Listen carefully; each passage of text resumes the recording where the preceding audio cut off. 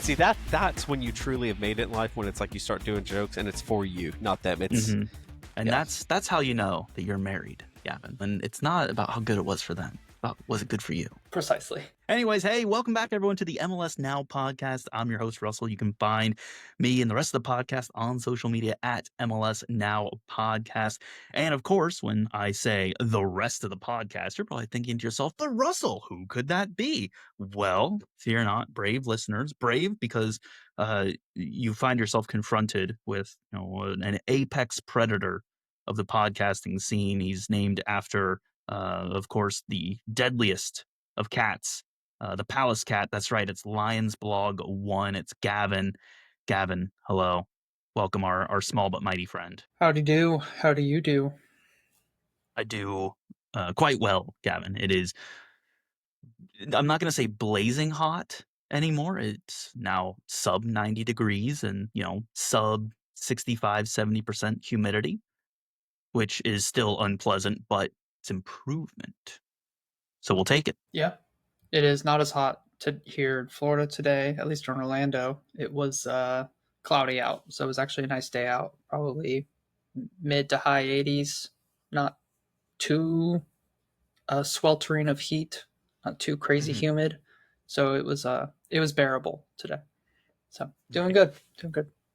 Well, the good news is, Gavin, with the change coming up with the MLS schedule, eventually these unbearably hot days will be a thing of the past. Instead, you'll be having bitter cold days instead. But you know what? It's always easier to put on a glove, or two gloves, than it is to take things off to a certain extent. Then you end up in Agreed. somewhere with very little in the way of air conditioning for a very long time. Probably not as long as we think. Yeah, that's the real shame of it, isn't it? And here to discuss that absolute shame with us, a man who feels nothing but shame for the fact that we know that he watched Miami embarrass themselves on the stage of the world. You can find him on Blue Sky at MLS Gamut. It's Beau.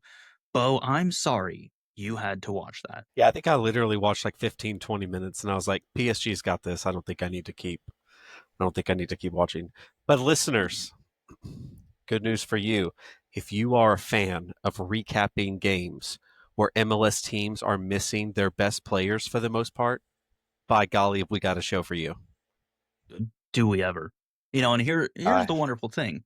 Not only was it MLS teams missing their best players, according to Jesse Marsh, Canada was missing half their players as well, which is, I think, very funny because literally in like the week or two prior to him making that statement, he was talking about how, well, I don't have players calling me and saying, gee, coach, it's been a long year. Maybe I need to take some time off. I mean, they were unfortunate. They ran into the mighty Guatemalan buzzsaw. So, yeah. Now, yeah. And I will say, while it's very fun to make fun of Jesse Marsh, in fairness, two things can be true. They did have a string of horrific injuries to a number of players who are in MLS, and MLS will be missing those players while they're gone as well. So, I mean, it's always unfortunate to see anyone get injured. And really, I think we had a pretty bad spate of injuries over like this past 2 weeks as well, because it just feels like, we're watching players go down at, this record rate. And it really just drives home. These guys are human, and they're playing a lot of soccer. And they're playing too much soccer. Yeah. They're playing a lot of soccer. I mean, holy moly. Crazy. Okay. So I was going to make a comment here just a second ago about, Canada injuries, blah, blah, blah. But the U.S., has a B team in. But then I started thinking, they do have Tyler Adams. They do. And that's not the only one they have. I feel like Tyler Adams, a healthy Tyler Adams, might be the best player in CONCACAF. Certainly the best on the U.S. men's national team. Right. I mean, and obviously, like Alphonso Davies has a very fair shout here, right? And honestly, but he's playing more of a winger, when he's with Canada. But yeah, just started thinking about how much he could single-handedly. It's like, oh, well, the U.S. has a B team. It's like, yeah, but we have Tyler Adams. Like, that dude can single-handedly lock down at midfield. So maybe it's not fair. Although I will say, I don't think Tyler Adams was amazing against Costa Rica. I don't think he's fully healthy either. Yeah. He I thought clearly he was pretty looked good, but to me he looked a little off with some of his passing, and some of his tackling. Oh yeah, I mean, no, that's why I said a fully healthy Tyler Yeah. Adams for sure. Yeah.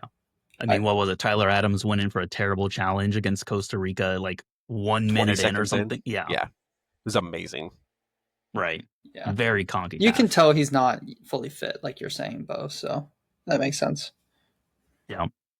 Hey, you know who else I was really impressed with? And I'm not going to say Diego Luna, who I was very impressed with. And Yeah, you were he blowing us deserves a up lot of about Diego Luna. Yeah. No. Diego Luna, but also Dr. Freese himself. Secretary of Defense.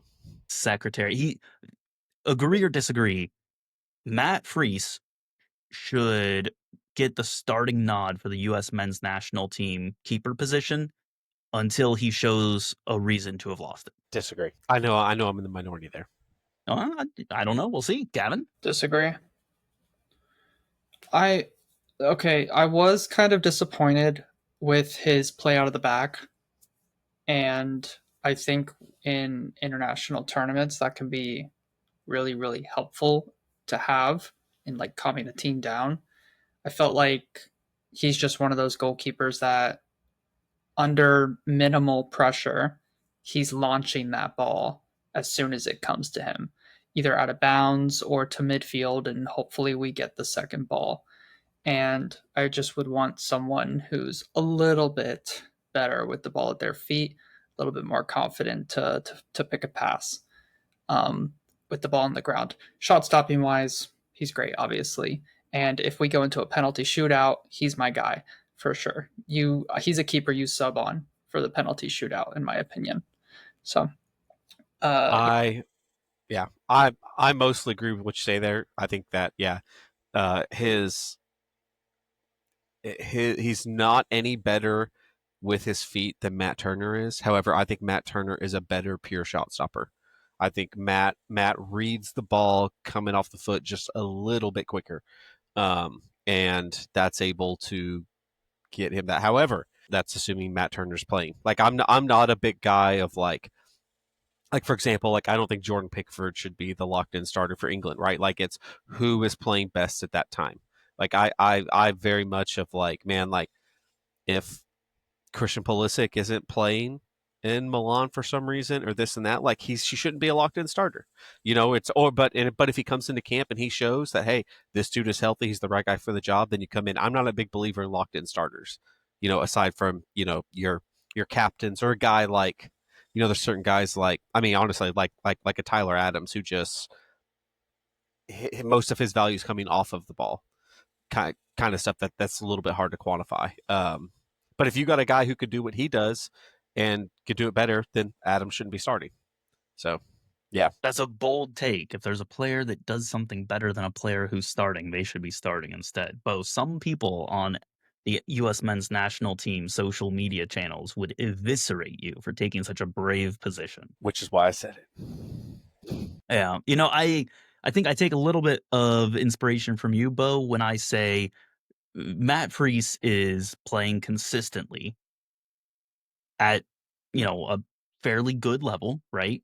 And getting the consistent form, I think, is more important than saying, oh, he's in Europe and he's, competing for a spot. And he's like, oh, he's in the match day 18. Okay. Well, that's not, players don't develop on the bench. They develop on the field. And I think Matt Freese will continue to develop, especially as he gets more chances with U.S. men's national team, because he's going to get more chemistry with the rest of the team. I think he's going to learn Poch's system a little bit better.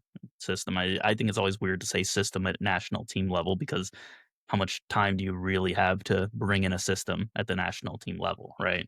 At a certain point, it's just about, the fundamentals. And I do rate his shot stopping, and I rate his penalties too.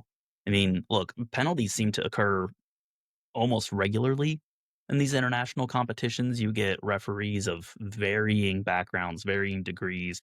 You have players that aren't super familiar with each other. I think you get penalties seemingly more often than not. So I think if you're going to have a keeper that's good at saving penalties, it's going to come in clutch. It's going to help you in some of those moments in the match, right? You have Max Erfsten's swinging their legs like they're taking a bicycle kick. That was brutal. One thing to kind of remember on this is that I genuinely believe that going into this camp that Zach Steffen was the starter. He was the hot hand in MLS. Like, he's better with his feet. He was playing and improving well. I agree. But that said, the vast majority, I think it's 60 to 65% of goals on basically on non-club teams. So in international play, 60 or so percent of goals come off of set pieces. Just because, right, like you said, you can't really build a system. So I think personally, this is not looking at numbers and stuff. I would take a keeper who is better at commanding the box and coming out and taking balls, which is why I have been, and I still do not understand why Brad Stuver has never been called into a camp. Brad Stuver is number one in MLS in box control, coming out, claiming crosses, everything, and it's not even close. Like, it's almost double the next guy, and he has been this way for years and years. And so I think at the international level, to where, again, set pieces are huge, have a guy who's not afraid to come out and be aggressive is something. But again, I'm not Mauricio Pochettino. He's much better looking than I. Well, now, Beau, don't sell yourself short here. And also, I think you raise a really good point. I mean, set pieces are brutally dangerous because, I mean, you have the best players from every single nation, right? You look at some of the best players from each nation, right?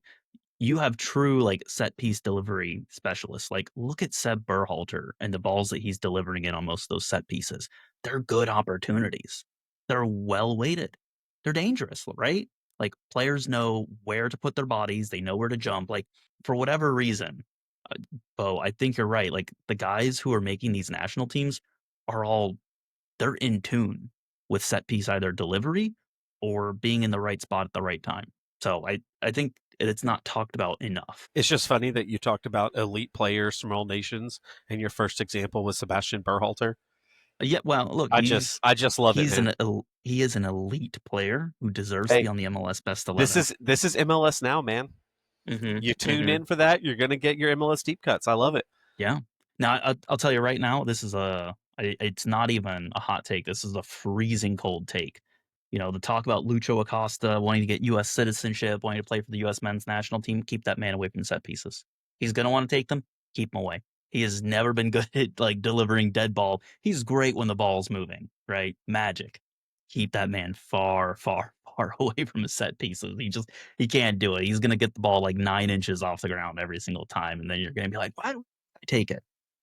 Love watching Lucho, man, but set pieces aren't it for him. Yeah, I'm really curious who's going to win that when Lucho comes over to Jack McGlynn.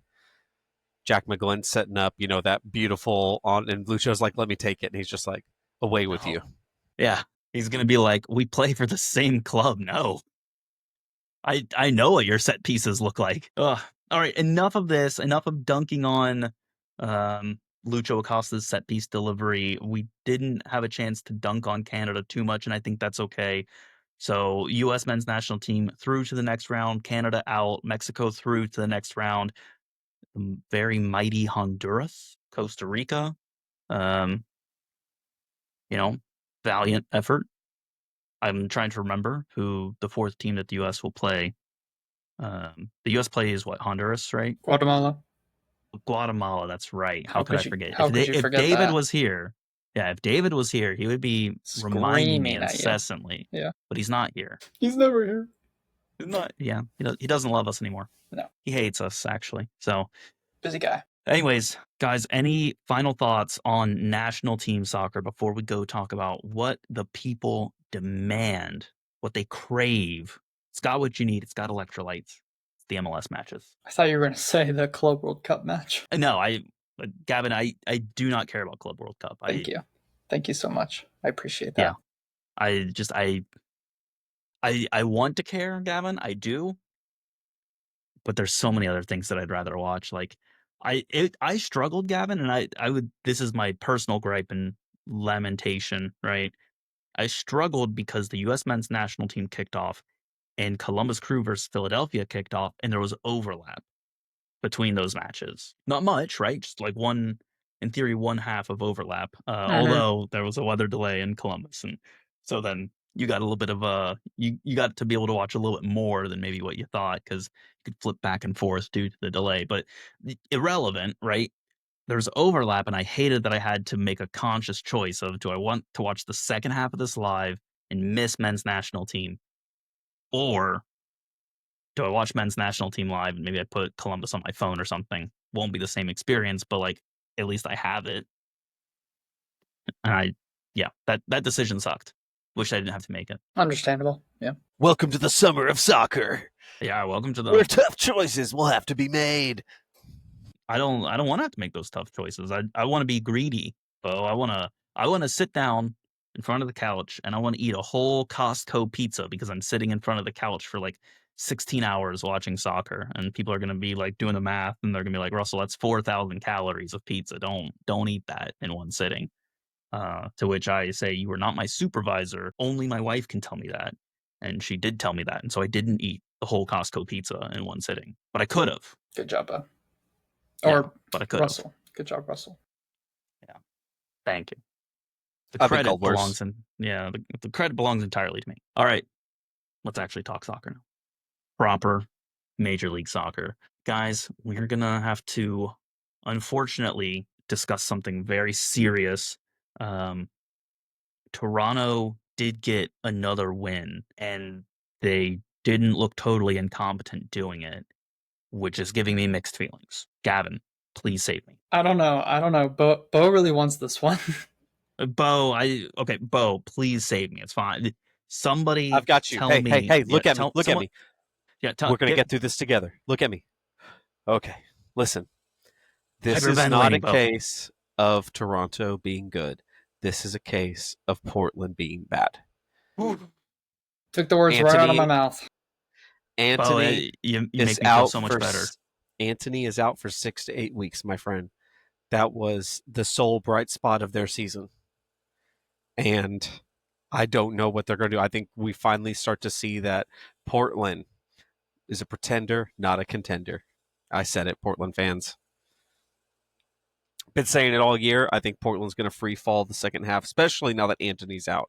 I think his X factor doing that. But look, Robin Fraser is just being practical with Toronto. He's not trying to outsmart. It's just like, look, he's literally, it's just KISS, right? Keep it simple, stupid. Like, we're just going to keep it simple and we're going to do the simple things well.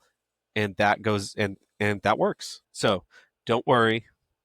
Don't worry. Toronto is not here to stay. Thank It's okay. goodness. You know, Beau, I'm glad you say that because I got to tell you, my heart rate was very high when I had to think that, you know, Toronto might be a good team. I'm looking at the histogram right now, and it was telling me my heart rate was up to 95 beats per minute. But once you said Toronto was bad, we dropped back down to the high 60s where it belongs. So, you leveled me out on that one. Thank you. Thank you for saving me from spiraling. Portland impressed me earlier in the season, but unfortunately they have regressed heavily recently, and they're just not putting up good performances on a consistent basis. So agree with you there, Beau. Toronto, though, I mean, yeah, Portland's not great, but you still had to go out and win this game. Toronto did go out and win it. That's not something that we have come to expect from them, to be fair. They have been terrible this season. They've been terrible in recent years as well. So plus they're missing a lot of their key players. I almost wonder if that's like working. Not their key. They don't have key players. All their players aren't good, but they're missing a lot of their players. And I wonder if that's just kind of worked in their favor a bit, where it's like new faces, new players in to kind of get some opportunities from the start and fight for places essentially versus the players who have, you know, they've been rolling out a lot of the season and it just hasn't been working at all. So yeah, it also probably is part of the reason why Robin Fraser was going back to basics, is because of the player pool he had available. Yeah, well, whatever his reasoning, it worked. 3-0 is a good win. Toronto should be happy. I just can't for the life of me understand still what Portland saw in Kevin Kelsey in his time in Cincinnati to go out and be like, guys, this is the guy. This is what we're building our future around. I mean, Portland had a 0.3 XG. I mean, they created absolutely nothing, right? And they had like Ayala played, Char was out there, DaCosta, Felipe Moore, like Santiago Moreno, like they had a pretty much full squad aside from Anthony. And I don't know. It just I all year I've looked at the team and just not seen it. And I know a lot of their underlying stats show that they are consistently overperforming, right? But teams do that every year, and sometimes they kind of they get away with it until they hit the playoffs. I don't think Portland's going to make it to the playoffs. I think they're about to sink like a stone, personally. But yeah, I just this I roster think they'll make build the has had me playoffs. scratching my head. I think they'll make the playoffs, but I think it will be. I mean, they're in what they were in second starting the week. Yeah, Is they're that in what it fourth was? right now. Okay. Um, I mean, They might have been in third to start the week, but yeah, they sit in fourth at the moment. I just my thing, Bo. There are so many bad teams at 10th there and are, below in the West. but man, Houston, when Jack McGlynn gets back, like Houston is getting back Nelson Quinones. Like Houston's going to get healthier. Dallas looks like they're maybe starting to figure out what they're doing a little bit. I mean, I'm just looking at is Portland better than Austin, Colorado, San Jose? Yeah, two of those, yes.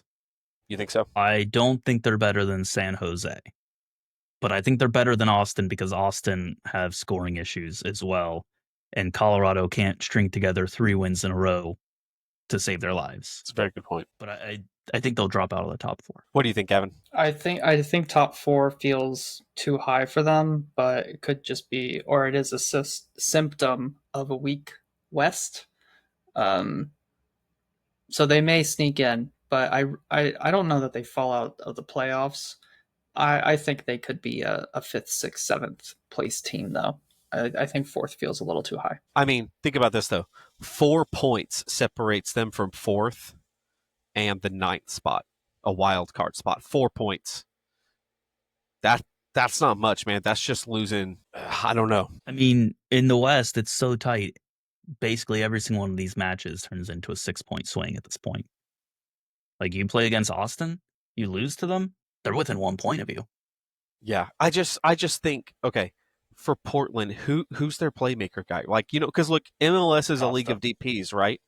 Right, but he's not the guy who's going to grab the game by the scruff of the neck. I mean, you guys saw with Cincinnati and Orlando this weekend, right? It was the DPS, it was the guy Pasalic, Evander going out, grabbing the game and going out and finish it. That's what did it. Who's that guy for Portland? It was Anthony, but Anthony. he's gone now. But he's out for 2 months. That's gotta be So DaCosta then. He's the only oh, other guy creating like chances from a standpoint of like facilitating the final ball. He actually has more assists than Anthony. He's sitting on 8, Anthony on 7. I think DaCosta is a really good player in the midfield of getting the ball to the final third. I don't think his final action is elite, and they yes, need that yes, next guy with the final action. That's my take on DaCosta. brilliantly worded. I could not agree more. You know who I think they should sign? Someone tried and true in MLS who has a long track record. Corey Baird from Cincinnati, who thrives in those half spaces. I'm sure you could throw in Sergio Santos too as a buy one get one Uh, gift. Not only is it buy one get one, what else do they want? What else do they need? Who do I need to send them to sweeten this deal? And you guys get They nothing could in really use an return. Evander. They could really use an Yeah, Evander about now. but they could. But they could. That one stays. That one does stay in Cincinnati. But yeah, boy, I tell you what, Cincinnati though, they got their own.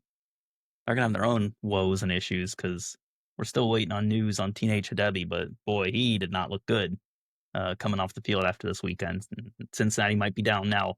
Yet another center back, or yet even more months. Like, oh, you can sign 5, 6 center backs, and when they're all injured, you're down to 3 center backs. Well, yeah, Their center backs just must like go out on Saturday nights and like desecrate Native American burial grounds or something. Like it's just like a club. Like it makes no sense for the amount of injuries that they have in that position.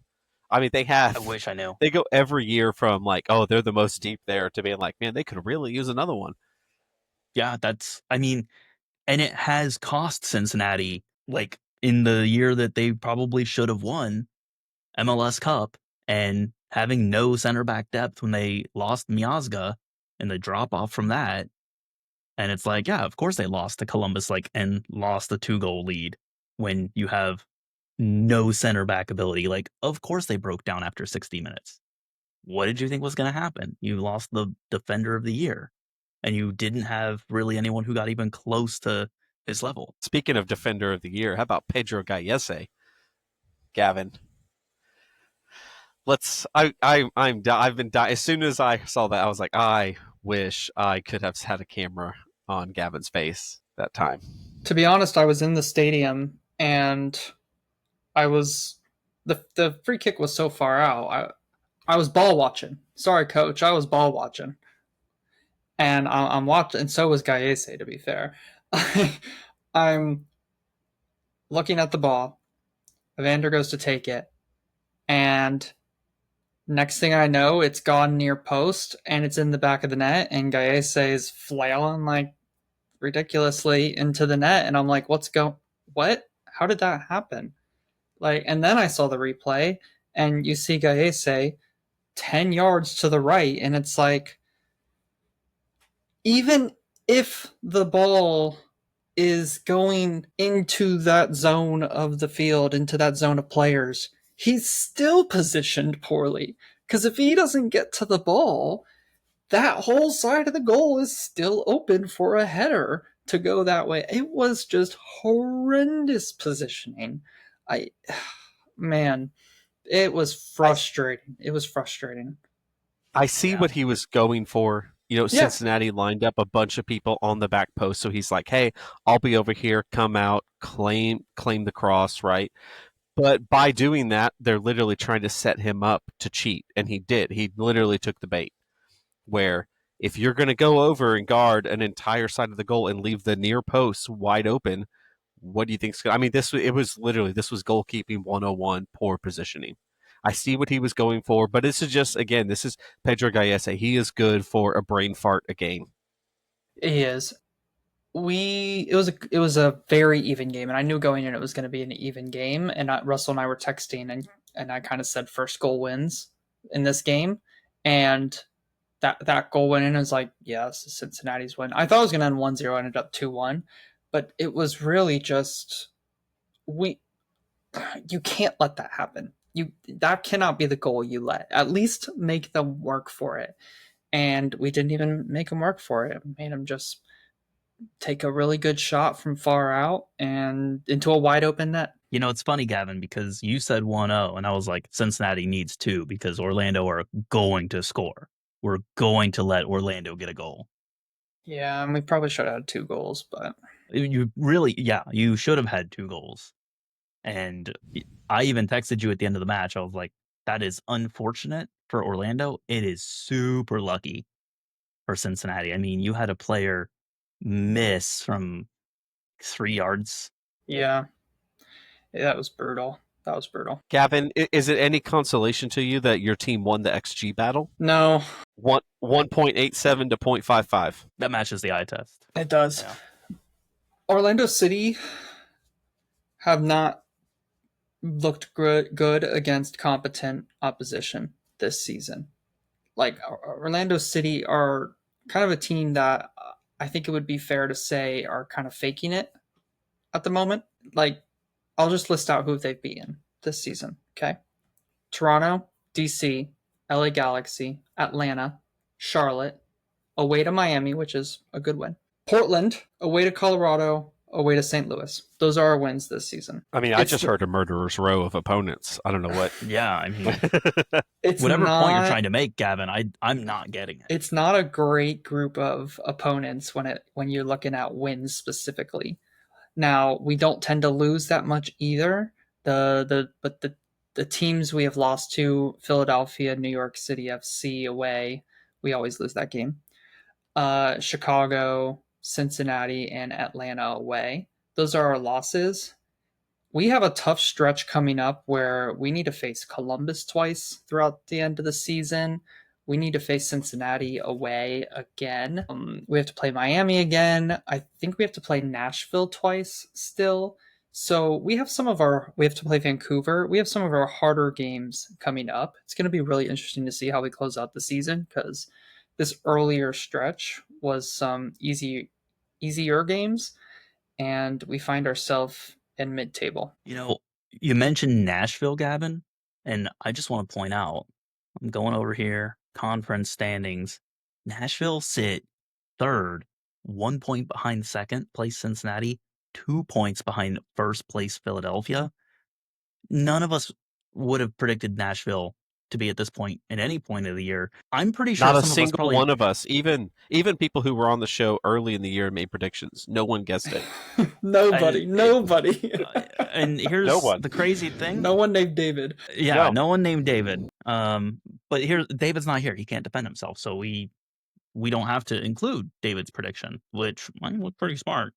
But for the rest of us, for those of us who are on the show, how many of us thought Nashville were going to get like to 38 points by the end of the season versus like 38 points barely halfway through the season? I had no faith. I trusted in BJ Callahan. I will say that I liked what I saw from him, but I did not think it was going to be this quick. But I mean, he somehow made Sam Surridge figure out how to play soccer again, and Hani Mukhtar's been great. So yeah, I mean that's he's gotten buy-in. Remember when we were like, oh, Ty Baribo's 3 goals clear in the Golden Boot race? Sam Surridge is 3 goals clear in the Golden Boot race right now, which is just incredible. He's scoring. I mean, he's on 16 goals. He's played just over 1,700 minutes. Like, that's not a bad rate to be scoring at. All right, Russell, if I Golden Boot winner, are you taking Sam Surridge or the field? Man, that's legitimately, that's a tough question right now because he's been sustaining this performance for a hot second now. And other than Baribo, I don't know who else would really catch up to him. I think I might take Surridge right now. I might take Surridge as the Golden Boot winner. Caveat being, he has to stay healthy through the rest of the season. Like, if he, suffers the MLS injury curse that seems to happen in summer and is out for 2 months, then anything goes, right? But yeah, I mean, he's got to be the favorite. I think so, yeah. Again, if he stays healthy, it could be him, especially if he gets another hat trick somewhere in there and then just, continues popping up with goals. Yeah, I think it'd be him. Here's a fun thought exercise. What would Sam Surridge have to do goal-wise to be in talks for MVP at the end of the season? Look, as long as there's a guy named Messi in the league, it's just not going to happen because people just simp vote for him. It's just right. It's the Messi award as soon as he's here. It's just, yeah. But humor me. What does he have to do to at least be in the conversation? Like, if you're going to get to a point where it's like, well, Messi's in the league, I got to vote for Messi, but there's this guy named Sam Surridge and he's scored like this many goals. Like, what would the number be where like you're like, I want to vote for him, but he's not Messi, so I'm going to vote Messi, but I would otherwise. He's at 16 goals and we're 20 games in. I think he'd have to hit like 27, 28 goals. Like, he'd have to get really high up there. So another 12 My goals. number would be 30. Yeah, 30 was the number that stuck out in my head just because that's just, that's pretty out there. But and for people questioning Carlos Vela's MVP season was 34 goals. Okay, I thought it was 32. So yeah, I was going to say 30. Knew it was up there, but man. Yeah. He was scoring at 1.04 goals per 90 during his MVP season. And what's Surridge at right now? He's below 1 per 90. He's at like, he's not far off of it. I mean, I've got a calculator on my computer. I guess I can just do the math. Surridge ain't getting to 30 goals. I don't think he's getting there. 14 more goals in 14 games. Looking at the schedule they have coming up too, I mean, there's some soft one, there's some easy opponents in there too, but Philadelphia, Miami, Columbus, San Diego, Cincinnati, Orlando. Look, because I know like Orlando, but Orlando at the end of the season, Oscar Pareja just gets his teams to lock in at the end of the season. Like they are ready to go. They always hit the playoffs at full speed. And then they play Inter Miami again. So they've got 6 games there where they could feasibly not score it. Now, of course, granted, playing Inter Miami twice, he could score a hat trick in both those games playing them. So who knows? But yeah, their defense is not good. But especially They've played There's a some lot of softies minutes in here too, man. Montreal, Houston, Atlanta, St. Louis, Toronto. I mean, there's some Really, softballs in there. if anything, what I'm hearing, Beau, is you're saying if he doesn't hit at least 30, then he's a fraud against some of these teams. I thought that was assumed. Yeah. Yeah, well, right. Yeah, of course. Yeah. Sorry, I didn't mean to completely restate that and take away the nuance and subtlety from what you were implying. Anyone want to say any kind words about DC, or do we just want to pretend they don't exist, just like their ownership does? What was the stat you put at halftime of the game? They didn't take a single shot. Yeah, they were trying to be Sporting Kansas City, but failing at it. Oh, that was the other I'm game. pretty sure they did take a shot because there was a header that went just over the bar, or there was a No. header that the goalkeeper caught It was in at the first halftime. half. Oh, in the first half. Okay. No, I'm pretty sure it was in the first half. I thought they were 0 shots through the first 45. Maybe they didn't consider that a shot. I mean, it was a pretty distant header, far off. Like it looked like it could have been a pass, but the goalkeeper came out and got it. So I could see why they may not count that as a shot. Yeah, I'd have But to. I mean, look, DC United the second half wasn't awful. They came out at halftime and they actually created chances. I mean, actually, DC United was more dangerous than Nashville was in the second half. So as much crap as the ownership and not the front office, the ownership and what they should get. Like the ownership is awful and medals, and I've heard stories of Ali Mackay in the front office making deals with players, going to the front office or ownership, and ownership's like, no, we don't want this, and it's just like totally meddling in stuff. But again, for all of their crap that they have to deal with, DC actually hung with them in the second half. So kudos to them. Yeah, well, I mean, I'm looking at the stats at the end of the match, and they actually finished about level in terms of shots on target. So, I mean, yeah, it was a solid second half if that was what you had to deal with in the first. Beau, do you need to go inside? It's looking very windy over by you. Dude, Yeah, all of a sudden the wind just like picked up, like it was like chill, like nothing. All of a sudden this like 10, 50 mile an hour wind gust came out of nowhere, and I'm like, what is going on? correct me if I'm wrong, it was bright behind you like 5 minutes ago, and now it looks like you're sitting in the dark. I feel like it I happens am. This very is my quickly. happy place. Yeah. Okay. Fair enough. Sorry Well. to sidetrack us. If you're listening to this via audio platform, we do post on YouTube. Yeah. So you can see what's going on with Beau. Yeah, you'll see. You'll actually, see I actually am gonna have to hop off for a second, head in because there's like a massive storm system that just popped up and is coming now, in. Beau, you just said that you're in your happy place. Yeah. However, getting struck by lightning, my wife would not be happy about that. So, here's the thing, Beau. I've always heard that's a very enlightening experience for people. yeah, I'll get to be like Shazam. Nice. I feel like you would bring even more energy to the podcast than you normally do. Hey, I see what you did there, and I liked it. Energy jokes, man. You gotta love them. Anytime you can get one in. Right. Well, you got to think on your feet, Beau. You got to move, just as fast as the speed of light. Oh, see, look at Lightning. I mean, just see, undefeated. All right, I'm gonna hop off. I'll be back in a few minutes. Well then, Just me and you, but just you and me, against the world. you and me and you. Hey, while Beau's gone, do you want to knock out an easy match to talk about? Let's do it. Oh, a little blue on blue action here. It's Montreal versus NYCFC. Montreal with another win this season. That does take them up to 3 wins now. What's insane, Gavin? They're sitting on 14 points. They're 3 points behind Atlanta. They could conceivably not finish last at the end of the year. In the East, you mean? Yeah, in the East, yes. LA Galaxy have got last place locked down. Yeah, they are still not only to that win games. Gavin, if they get one more point, they would be tied with St. Louis on 15 points.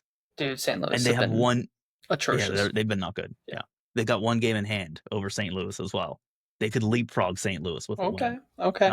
Now they're not going to, but this was a shocking win for me, to be honest. Like, I know NYCFC are missing a couple players, but like Gavin, they're not missing a couple players. It's irrelevant. They're missing Martinez.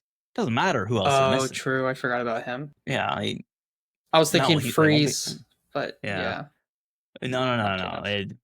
They were missing Martinez, who They were will be back with them because knocked out. yeah, his Gold Cup's done. Yeah, so they'll get back to winning ways again. There we go. Yeah, they will. They will. I mean, Montreal could not have picked a better time to play NYC, and I don't read into this match at all from an NYC standpoint because they didn't have Martinez, and he is that team right now. Yep. So. Mm-hmm. Yeah, the team didn't really. If they were trying to prove that they are more than just an Alonso Martinez team, they didn't do a great job of that. Mm-mm. If anything, they did the opposite. They proved that they are not more than an Alonso Martinez team. Yeah. They only created a couple big chances. They missed both of them. It was yuck from them. Yeah, it was not great. Hey, were you pleasantly surprised by Montreal, though? Because the only notable players for Montreal that they have on their team were also gone and were with Canada, and they'll be getting those players back as well. But like Saliba, for instance, for Canada, they'll be having him come back in to reinforce their midfield. They will be better in their next match than they were in this one, from a talent standpoint, at least. I'll say this: Montreal won the game, 1-0 at home against. We've already talked about Alonso Martinez, Matt Friesles, NYCFC. They still needed a long-range, edge-of-the-box goal, someone to just put the ball in the back of the net to go on and win it.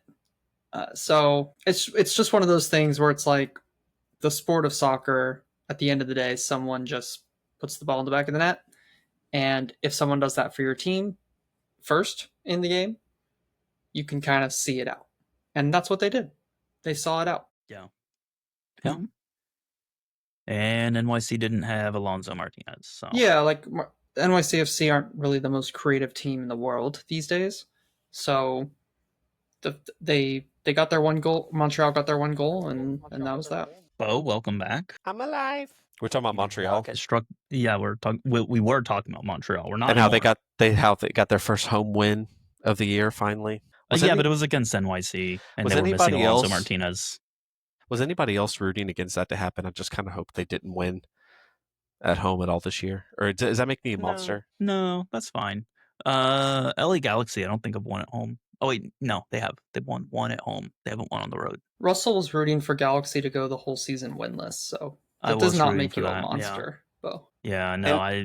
One other thing from the Montreal game: how do we still not have goal line technology in this league? Money. Right, exactly. Expensive. Yeah. And look, we know Saputo is not going to put money into this team. Like, between him and Philadelphia and a few other teams that we've talked about previously, right? Those stadiums are going to be like they are right now. They're going to be like that for the next 10 years. Minimum. If they could get away with not painting those stadiums and just like magically, like, the concrete and the steel wouldn't like rust from lack of maintenance, they would do that. It's unfortunate. It's just a fact. It's what they would do. They don't care about their teams. It sets us, we've said it a million times, but it is pretty pathetic. It sets us pretty far behind as a league. That type of technology has been around forever at this point, almost a decade, I feel like, maybe even over a decade. And we can't seem to get it at our stadiums. I think it's pathetic. Here. Yeah. Hey, side note, before I forget about this, there's like one random website outlet that claims that Messi's leaving Miami at the end of this season. And I don't know if you've seen that. It's been reposted by a few places, so maybe there's sourcing to it. I'm not going to read too much into it until one of the MLS gurus puts something out on that. But how funny would that be if Messi left MLS like this year after all this time and the pomp and the circumstance and talking about growing the league, right? And then he's just like, that's not competitive enough. I'm out of here. I did see that earlier today that Messi wants to be in a more competitive league before the upcoming World Cup. I mean, he's got to leave at some point, right? And he came and he's done he's done his job, right? He won Miami a couple trophies. And if he wants to leave, he can go leave. Any club in the world will take him. I feel like, well, not any club, but a lot of clubs out there would. So, yeah, I don't know. I think it would be seen as a positive time in the league, personally, looking back at it. Interesting. Didn't he just like re-sign, or there was contract extension talks like just last week? There were talks. I mean, yeah. So this just to me sounds like this sounds clickbaity. Very Clickbaity much. or negotiating, as Yes, in okay. he's not getting enough money, and this is his team saying, "Hey, we can look elsewhere. You could lose him, by the way. Don't forget that." Mhm. That's what my personal gut, but I would be fine with it. Just saying. It would be so weird not going to FC Dallas or really any game at all and not just seeing pink Messi jerseys on 10% of the people that are there. So I don't know You'd what I still would see do. them. They'd be on 5% of people instead of 10, because those would be the only jerseys that some people would have bought, and they would be like, well, I already bought tickets in advance for some of these games, so I'll just keep wearing the jersey that I have to the matches that I already bought tickets for ages ago. Oh, moving on. I've kind of hijacked this with Miami talk, and Miami didn't even play this week. Miami Atlanta was postponed for obvious reasons, right? Miami's in World Cup, got knocked out. Boy, they're gonna have a rough time making up all of those matches, because I think they're now 4 matches behind where everyone else is. So good luck to them trying to fill those in. But I'm going to move us over. We got some very steamy draws to talk about. We've got a New York Red Bulls versus Minnesota draw. And we also have a New England Colorado draw to talk about. And I don't really know which one to hit on first, because between these two matches, there were 10 goals, but no wins. I think I'll let that you the pick. real talking point of the New York Red Bulls Minnesota game is actually what happened after the final whistle blew. Sandro Short, right? Like referee, so 4 minutes of added time, right? 95th minute with 15 seconds, right? So 5 minutes 15 seconds into stoppage time. Red Bulls get the ball, they start to go on a break. Referee blows the whistle, right? And look, Red Bulls were still in their own half. Sandro Schwartz comes running out to this referee, which I believe was a female referee, if I'm not mistaken. Which it made me wonder if he would do this to a guy. But came sprinting at and just like very aggressive. Like I was like, oh, like he's wanting to fight someone, and just screaming at this referee for blah blah the counter, this and that. But look, it wasn't anything crazy. Like it was nothing. It was pretty standard mill stuff. Like I get you I may think want it to was have a words. I think it was a Call. male ref, by the way. It was okay. I thought it was a female referee for some reason, but okay. But yeah, he ends up getting himself a red card. So with a straight red means he probably touched the referee. I mean, there's a chance you would have to have some pretty foul language for the referee after the whole game of what he's heard said about him to just go straight to the red. But I think it's you a could red be just for charging the referee in that manner. I think that alone is worthy of a red. I hope he didn't touch him, but like I wonder if the ref was just like you can't do just that alone. right. And maybe it was the language, but I feel like just the sprinting at the referee itself should justify the red.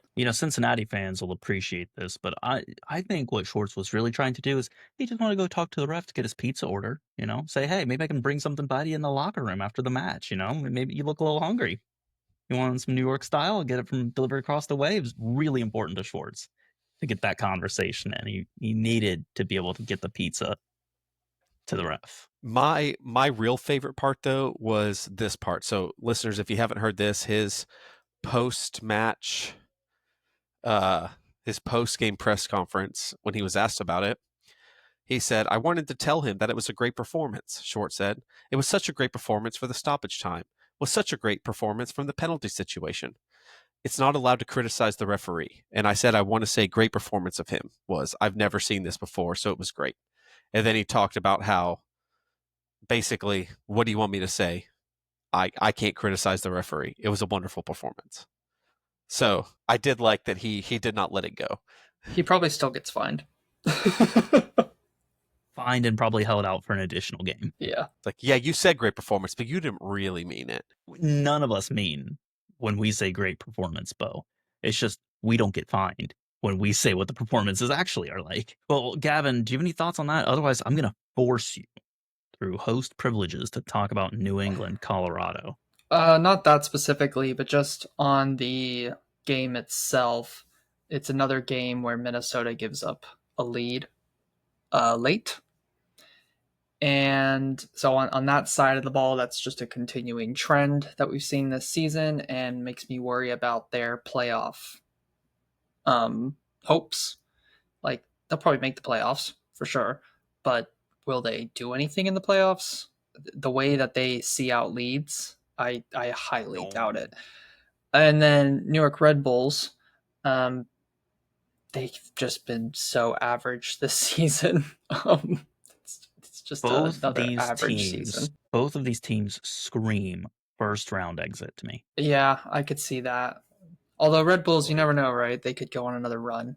But I don't think it's in the cards for Red Bulls unless they get help. And the reason why is the New York Red Bulls at the moment have too many guys who want to come back and get the ball. That's all everybody wants to do right now. They want to come back and they want to get the ball. They have no one who's making the vertical threat runs, the guys who are making the runs off the ball to free people up. It's just a bunch of dudes who want the ball.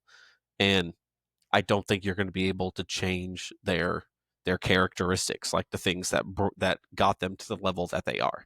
So I don't think it's in the cards for this current iteration of the Red Bulls.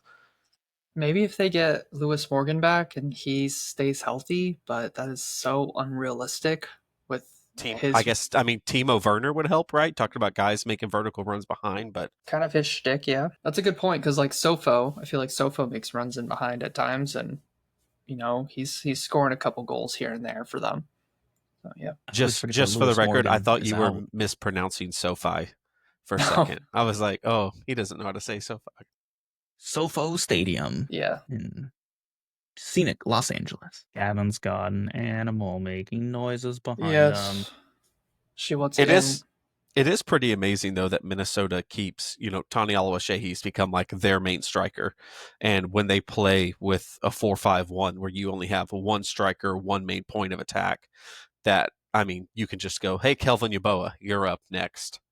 And the dude can just smash in goals. So kudos to them on their roster build, because it's, with the formation that they play and this and that, they've been able to actually weather the international breaks and injuries better than a lot of teams have. Yeah. Well, and they get those players back too, because guess what team got eliminated? I promise we're really not trying to dunk on Canada intentionally. It's just it's funny. Relevant topic. Yeah. And current funny. Events, right. It's good-natured fun. And if the U.S. were to be eliminated, we would make the same jokes about the U.S. players coming back to the teams here. Maybe we would even make them more aggressive. I don't know. Maybe we're going too nice on Canada. What do you think, Gavin? Yeah. Should we be harder on our northern neighbors? Of course. Always should. I saw today it had to have been a fact because I saw it on the internet, which, as we know, everything on the internet is true. And I saw someone saying that it was determined that when people good-naturedly, jab or, roast their friends, they have stronger, more honest, loyal friendships with them. I believe that. That's us in Canada right now. Yeah. Makes sense. There's no sourcing that I have for that. And, that makes a total bunch of sense too, especially when someone's like, hey, maybe we should take Canada over and incorporate it. It's just become the 51st state. You're just trying to build camaraderie. Good-natured. Yeah. It's like, when I leave voicemails to Gavin on the 115th time that he has dodged my phone calls because he has me saved as a contact info saying marketing spam, do not answer. Because, it's like when I rib Gavin for that. Which, to be fair. But Gavin, is Gavin wrong? Look, my dulcet tones are reminiscent of marketing calls. I get it. It's all about the voice. Spot on, man. Spot on. And much like marketing, I make sure to only call at inconvenient times for you. So every time. Speaking of marketing, what was the other game that was the tie? He wanted to do Oh. Revs versus yeah, Rapids. yeah, some R&R. Two not great teams, but a fun game. So I probably shouldn't say this on air, but I'm going to anyway. Okay. I just want to say, having talked to now many former players of Caleb Porter, Caleb, if you're listening to this, if the purge ever becomes real, you should be very concerned. You are not liked by many, many, many people in the industry. So, just a heads up, man. Looking out for you. And you're Look not inward. liked by that many people in the industry, and you still found a way to find a new job. What's going on? How? These incompetent front offices, man. I don't know. I swear they see that someone has won MLS Cup and they don't look at it in the context of, well, why did they win MLS Cup? Was it because of them? Was it because the league was bad? Was it because the players were really good? Was it because they were riding off of what maybe a coach prior to them did? What's the context around these wins? And I feel like the context is being ignored here. They're just looking at it and being like, Caleb Porter, yeah, he's won stuff. Yeah, let's hire him. Couldn't go wrong. Yeah, it was also like, what, 2014, 2015? Like, ages ago. What was the. Does anybody remember? It was like the first win of the year for New England. Because, they were. Charlotte It took a while. away, Yeah. was it? Was it? It was. I think it was Red Bulls. Yeah, March 29th, Red Bulls. Okay. So I happen to know. So Carlos Hill scored both goals, right? He scored a free kick and just an absolute doozy. I know for a fact that one of the former players texted Carlos because apparently it was like this was Caleb, like you got to win this or you're gone. Like it was pretty understood. And so when Carlos went off, people texted Carlos like, "Really, dude? You couldn't wait one more week?" Like it's just hilarious hearing the stories of how many people like this is where it's just like it's just nice to know that from the outside. I'm like, man, this guy just seems like he's a real piece of work. Yeah, it's nice to get a win, Beau. It's nice to look at someone and be like, I don't think I like them, and then find out there's a good reason I Justified, don't like them. actually. Yeah, Justified. feels good. Feels good to be vindicated. But speaking of New England, I just want to say Carlos Hill, though, we're getting back to prime Carlos Hill. Like he is looking, golly, he's fun to watch. And to be fair to the man who shall not be named, he is the one who kind of figured out finally, hey, this guy's pretty good. I should put him in a position to succeed and just make the team lean towards his talents. And so they moved to that three at the back system, and they, finagled the team to get Carlos Hill into the final third, into positions where he can impact the game. And he's impacting games. I mean, if y'all didn't see this game, 3-0 down, Carlos Hill plays a pretty semi-important role in all three goals. And 3-3, they get a point at home that they really shouldn't have gotten. You know what the best part in this entire story that you just said, Gavin? You Finger. talk about how you talk about the part about how Caleb Porter figured out how to get Carlos Hill producing, that he figured out that he's a good player. And it's like, how do you take this job not having known that Carlos Hill has won the MVP award and is like widely regarded by basically everyone in the league as an incredible talent? Like, how did it take you almost half the season to figure that out? Well, when you're extreme type A personality and you legitimately think that you're better than other people, then you just expect people to do what you say and that success will follow because you have such a high standard and view of yourself. So, I mean, remember, they had a ton of transfers this offseason, a ton. They revamped their entire squad, and they clearly had a plan for what that system was going to look like, and they really thought that they, hit it out of the park. They tried their new system with their new signings, and like Russell has in his camera, big thumbs down. It was terrible. They had to move to something else, and plan B or plan C or plan D or whatever it was Plan C that guy's for pretty Carlos good. Hill. Yeah, that guy's pretty good. Let's try and lean on him. But let's not also forget that, I mean, Thomas Chonkalai, before Arena left, looked like he could be a borderline MVP candidate level player. Like Chonkalai looked absolutely amazing. Noel Buck was playing out of this world where teams from England were lining up at the door trying to get his signature. They brought in Luca Langoni, who, looked really, really sharp, when he was in. So, yes, he's turned it around, but you have players where you already saw the quality that they could bring. I mean, we saw what Leo Campana could do in Miami. He has incredibly talented players there, and he is not getting the best out of them. I mean, they had to ship Noel Buck off just because it was like, well, he's just not playing now. Granted, injury too and stuff, but he just wasn't playing him. And so you have like he has a talent level to get up to be probably a top 4 team in the West, but he is incapable of getting in there. And I feel like every other week it's just like, hey, Caleb Porter, but it's just like that thing of, yes, I know you're getting success, but at the same time, don't forget where they could be and where the talent level has shown where they should be. So and to be fair to your point of like where they should be, they are in 11th currently. Like they are outside of the playoff spot, so they should be higher with their talent level. And saying the top 4 teams probably a reach, right? Especially in the East. I was thinking West, just how easy everything is out here, but in the East, probably not. But they for sure they should be a slam dunk. When you look at that roster, you go, oh, dude, that's a playoff team for sure. They've got some solid players for sure that should be able to get you in top 9. And in that market, like the fans deserve better. They really do. Yeah. Well, just your casual reminder that 8th and 9th in the East, if you move them to the West, they would slot in at 6th and 7th, pushing San Jose and LAFC down into the play-in spots. San Jose's sneaking up there, man. They are sneaking up there, but they're not safe yet. They're not safe from Russell's hypothetical scenarios just quite. Anyway, speaking of safe from hypothetical scenarios, I want to talk about something that is hypothetical for like 5 seconds. Miami Atlanta. If this match had gone ahead, could Miami have won? Like, where does Atlanta get a turnaround, or have we given up on the turnaround? Like, it's not happening. Like, fire Dyla, get rid of them, nuke the whole thing to the ground, start over with Atlanta. Like, does anything tell you that they could find something? Or is it, we're done? We're never talking about Atlanta again. Are we ready for it? I think they could try with a same or similar squad, different coach, and see success.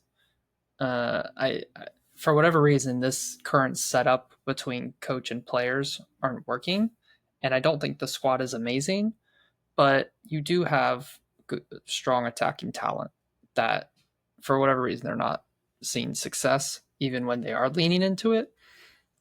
So I I feel like you should try with the coach change, and then if it doesn't work with another coach, maybe you do just go, man, this squad build, whatever. We got to learn from this because we can't repeat these mistakes because we messed this up bad. An expensive lesson to learn.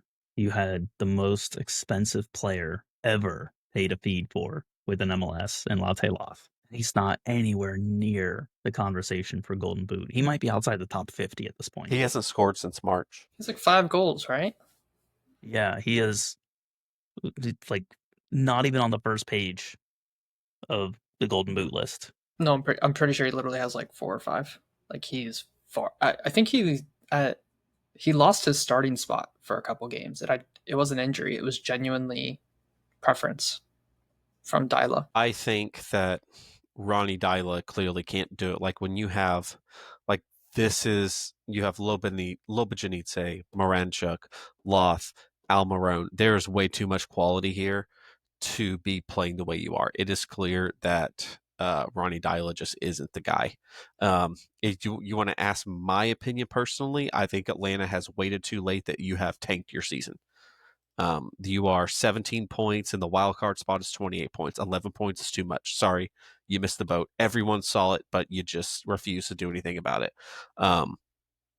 Why you don't get someone like, look, I'm not the biggest Gio Savarese fan, right? Like I'm not. Like he's just not a guy. But at the same time, the dude is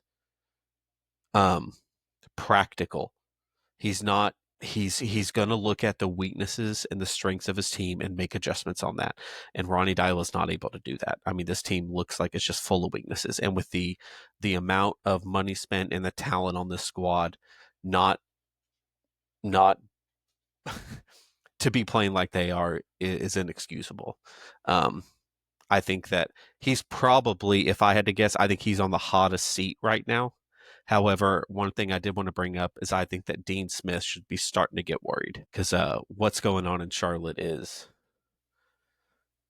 it's not good. It seems like he's probably starting to lose the locker room. Tell you what, this would solve a lot of problems right here. This man. I love that. Do we Stick Vanny Sartini in on any team in the league. I'm just saying. Last year we spent a lot of time talking coaching carousel and who should leave, who shouldn't. I feel like we haven't talked about that much this season. Should we tank this episode and just talk about who should go as head coaches? I mean, we can if you want. Are there any other matches that you really want to talk about other than Dallas, San Diego? Oh, we got to talk about that match for sure. Yeah. And Chicago Fire, Charlotte. And then maybe Vancouver just on talking points. And then we'll spend like 30 minutes talking coaches. I don't know if we'll get to 30, but sure. Let's go for it. Gavin, you say that every time we say how long we're going to talk about something, and we blow past it. You don't want to talk about Columbus beating Philadelphia, where both teams were missing players?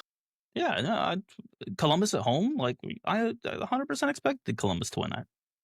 Against a rotated Philadelphia. Not even rotated, there's missing players. Yeah, okay. And they had like 47 fouls on Philadelphia. Like, yeah, you could have seen that one coming a mile away. Mm-hmm. That game had no flow to it, man. There were so many ticky-tack fouls called. Like that game should have been one of the best games of the weekend. But man, what's the referee's name? Philip Duich. Man, he did not.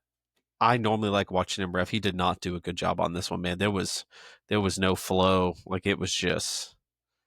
Yeah, it seemed like the game was always just on the verge of getting out of hand. Ooh. There were some other games that got out of hand this weekend, but we already talked about it, so we can't talk about it again.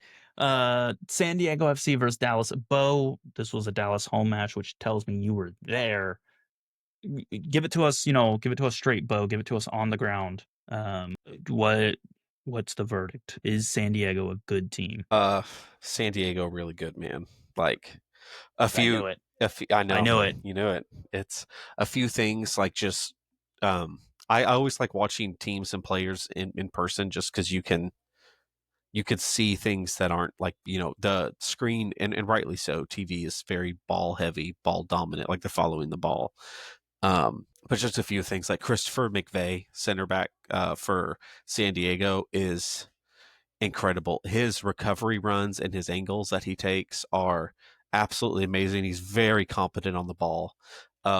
Really impressed with him. Yepe Tverskov, midfielder number 6. Man, the dude. Like I'm gonna tell you, like when the game started, the heat it was about heat index was like 101 on the field, and there was no breeze. Like it was really really hot, like really hot. One of the hottest games I've been to in a long time. And players at halftime, I think it may have been Alex Mighton coming off with San Diego. Man, he looked like he was gassed at halftime.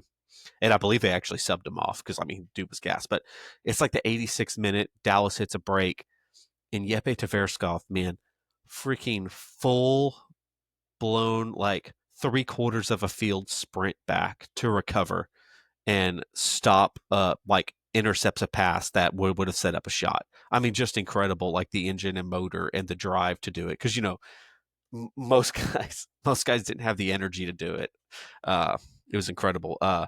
Anders Dreyer, man, really good. Like, but Dallas really tried, and they actually did a pretty good job of basically being like, you're going to have to beat us without Dreyer. But Chucky Lozano just came in, and the dude really is just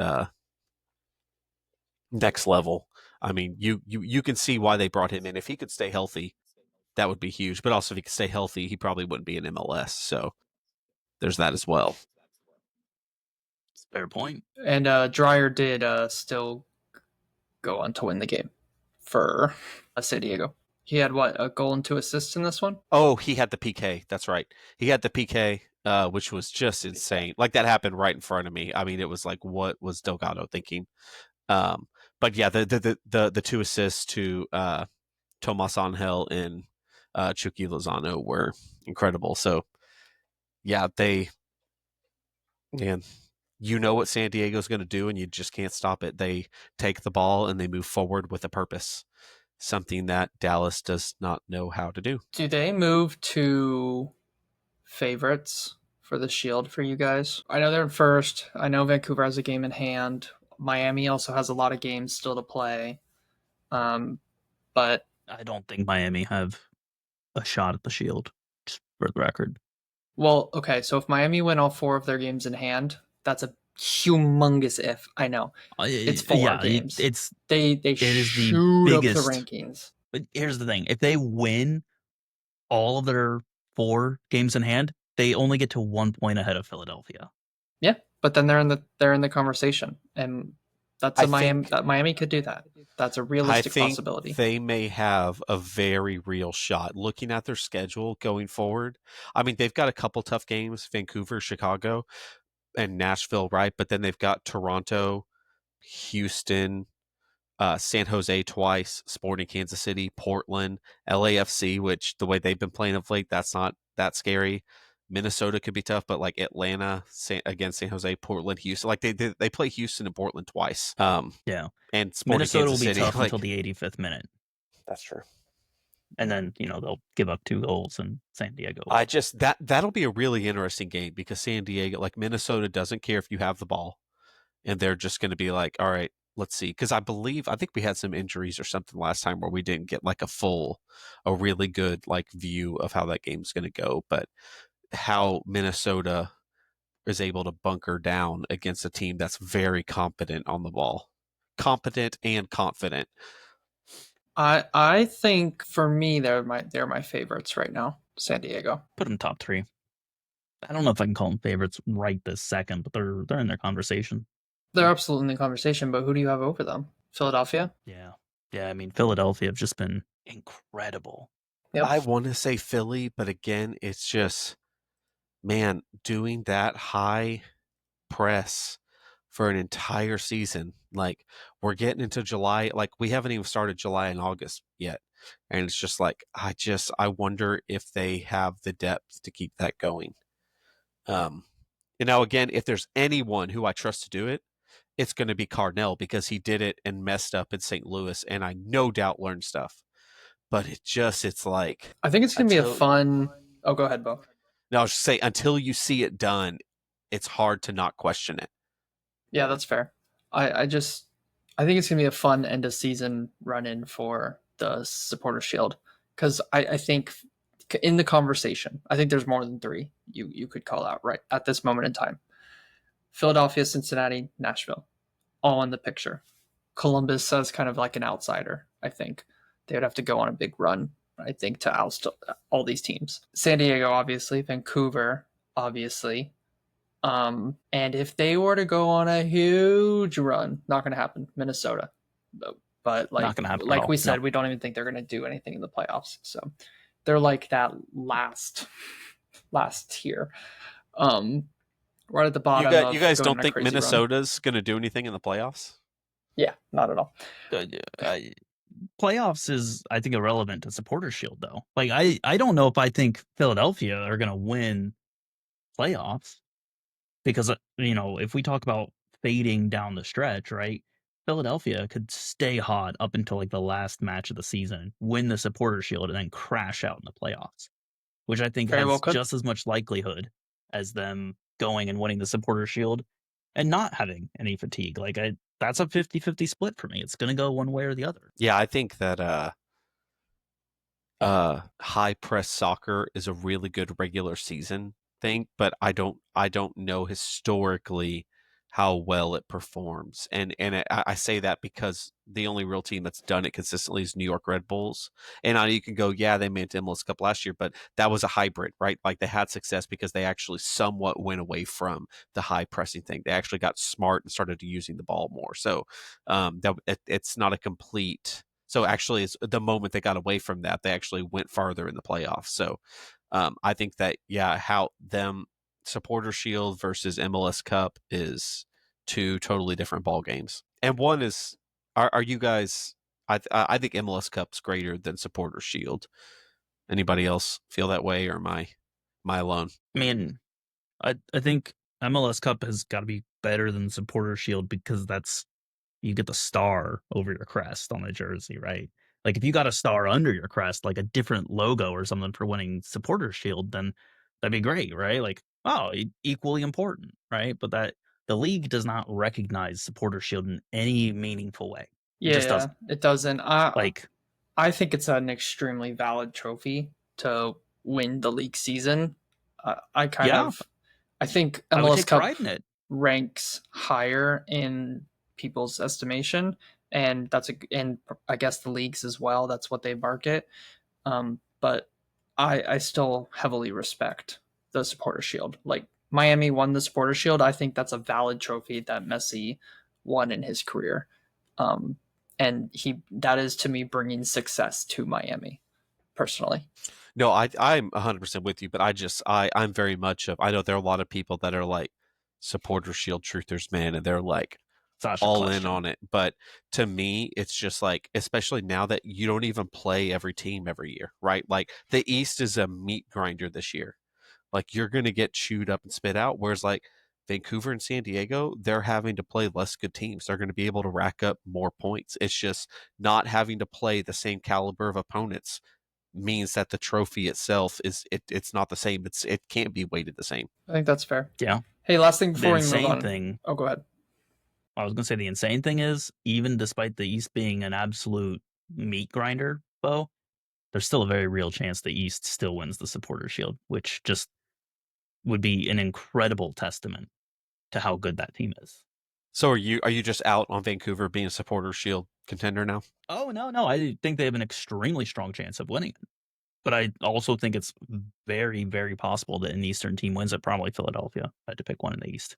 Them or, I mean, you could argue Cincinnati a little bit. And like, I don't think they play a style of soccer that works for knockout tournaments personally because they play a very fine margins style. But I mean, maybe you can argue, oh, it works in the regular season. I mean, I guess. Like, I want to win an MLS Cup though. You do have X Factor guys in Denke and Evander, though, that can turn nothing into a goal. So that will help in Yeah, knockouts. well, we saw it. Cincinnati scored 2 of those against Orlando. Yep. Hey, Milan Ilovsky, 9 goals in 381 minutes this season. And then nothing Just think versus of that.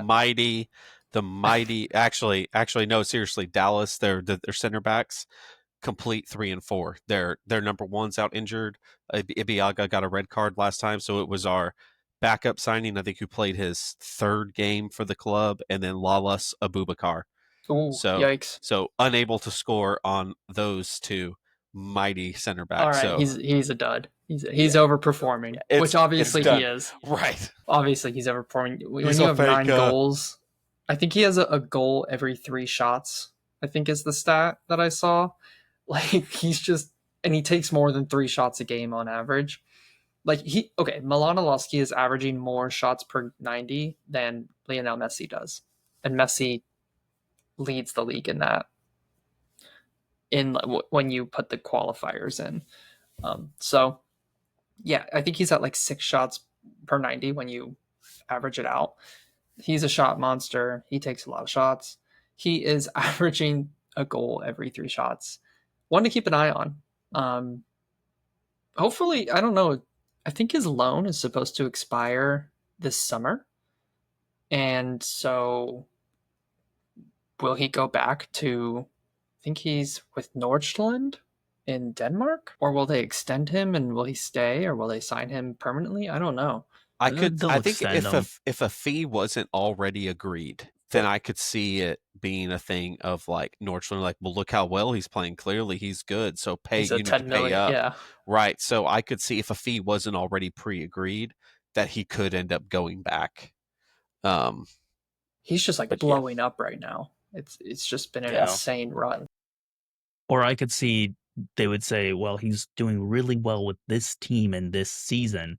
We'll let you use him for the rest of your season. And then we're going to absolutely juice somebody at the international market in winter when they are like, oh, we need a striker to either avoid relegation or we need a striker to push for promotion or we need a striker to qualify for some European competition or we want to push to win the league.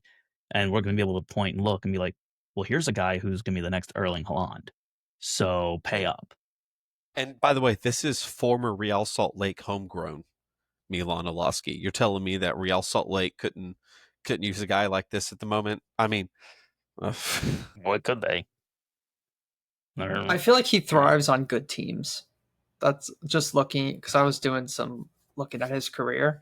It's like when he's on a good team with good support, he's gonna score loads of goals. But when maybe he's on an okay team and the players he's playing against are considered of a higher level than his teammates, I feel like maybe that's where he struggles. And San Diego are one of the best teams in the league. Yes, they are. All right. Just staying on my little thing here. Chicago, Charlotte. Anything you guys want to talk about there before we do our coaching power hour? I think coaching power hour. Coaching power hour. Yeah. Okay. I should probably not go off on Dean Smith then. So. Well, no, we can talk about Dean Smith right now and then use it to segue into the coaching power. I think that Charlotte, the note I have down, Charlotte is fraying at the seams. Dean Smith is losing this club. They are falling apart. Like Dean Smith teams are, we control the middle. We are good defensively. We play up the wings. If you're going to beat us, you're going to beat us in the wings. You're not coming to the center midfield. And teams are just playing through them with ease. I think that Pep Biel has single-handedly kept this team from sinking like a stone. He is just, I mean, Privet, Malanda have taken. I mean, Privet had a rough few minutes on Saturday. He and Zaha. I think it's Zinkernagel coming up the right side. Zaha is supposed to be tracking. Privet steps to Zinkernagel, and then like Zinkernagel just splits Zaha and Privet with a little move, and then gets like 5 feet from the goalkeeper and just does like the full like FIFA mode like power shot button and just screams it past for the goal. And then just I think like 2 minutes later, there's a shot and then it bounces right off of Privet's leg straight into the goal. And it's just like he had a run, but that's just the team this year. Again, you look at the quality that Dean Smith has at his disposal and what he is not doing with it. Because, like, look, Patrick Agyemang is not making the difference in this game. Matter of fact, Patrick Agyemang has frustrated the ever-living heck out of me his time in the U.S. men's national team. Like, he's just where attacks are going to die at the moment. And so I don't think you can go, oh, well, they're not, full strength squad. No, I might have helped a little bit, maybe, but I don't think that they're coming out and getting a point with Patrick Agyemang up top. So, yeah, I think Dean Smith is losing this club. I think honestly, what it seems to me is soccer is constantly evolving. The game is evolving, right? Like, I mean, it used to just be like, hey, like if you played a 4-4-2, you played a 4-4-2. Like offense and defense. Now you may play a 4-3-3, but you'll switch into a 4-4-2 in defense, right? Like the game is evolving. And so this is a guy who the game has evolved past. Dean Smith, like the game has moved past him. And it's just you're getting old ideas up against new systems and new ideas, and there's just an inability to evolve and respond. I think that's fair. And I think you can apply the same logic to players as well. Because, for instance, look at guys like, Zaha, guys like Messi, right? Suarez, guys who at one point in the game, playing zero defense wasn't a big deal, right? Look at PSG, who won the Champions League in Europe this year. Every single one of their outfield players was pressing out of possession. You don't see Messi do that. You don't see Zaha track back, right? You were talking, Beau, you were like, Zaha was supposed to be tracking this guy. And I was like, well, that's issue number one. You're relying on Zaha to track someone. He actually did track back. He just gave up as soon as Privet stopped. Like, if Zaha had kept tracking back, he would have been able to stop the shot, but he gave up. But no, what you were saying against PSG, like making a thing, it's I was watching the Club World Cup against Miami, and it's just a goal kick. Like, it's like Seattle kicks the ball out in a goal kick, and not only is everybody like playing the system, they know what other people are supposed to be doing in the system. I think it was Desiree Douay. So Bradley Barcola, like the ball's like kicked off to the center back, and Barcola like waits like 2 seconds and looks over at Douay and like yells at Douay like, "Hey, you're not doing." What you're supposed to do. And Dewey's like, oh, yeah, and runs in. And then the whole, like, everything just falls into place. Exactly like you said. I think that's a brilliant observation where you see successful teams. It is an 11-man game. Yeah. It's funny. We're circling back to the Dutch system of total football, though in, a slightly different iteration. But now I think the caveat to that is the players that can do that, the players that can go 90 minutes at that level and perform what's being asked of them, that's a small pool. You will never have every single team in the world playing that way. There's always going to be different stratifications of the game where, players who don't track back very well but can, play attacking, and good passes and balls into the final third, but don't give you much going backwards. There will be a place for them. I just don't think that place will be at the highest levels for much longer, if it even still is. I mean, I would argue that it's pretty much gone because like Messi was on PSG with Neymar and Mbappe, right? Did they win Champions League with those three on that team? No. Guess why? They did make a final. Let's be Did they fair. win Champions League? But yeah, they did not win. And even the more current iterations, Real Madrid, Vinny Jr. and Mbappe.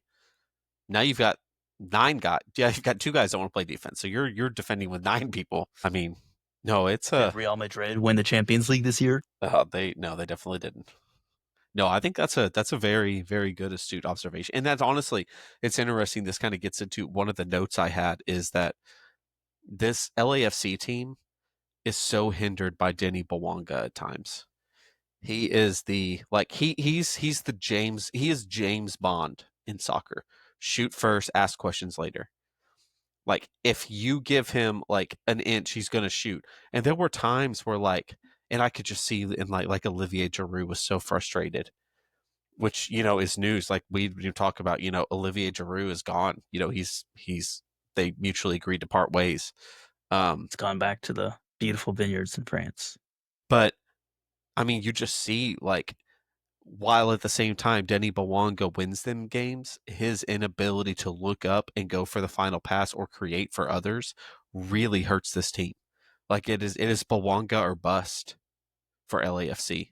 And as we saw in the Club World Cup, he was all bust. Like he didn't show up. Well, like you might be thinking to yourself, well, there's some pretty good players in the Club World Cup.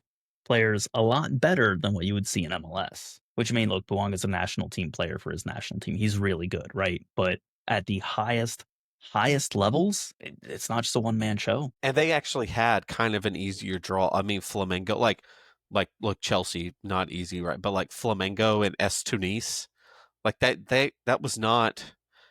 There were winnable games in there.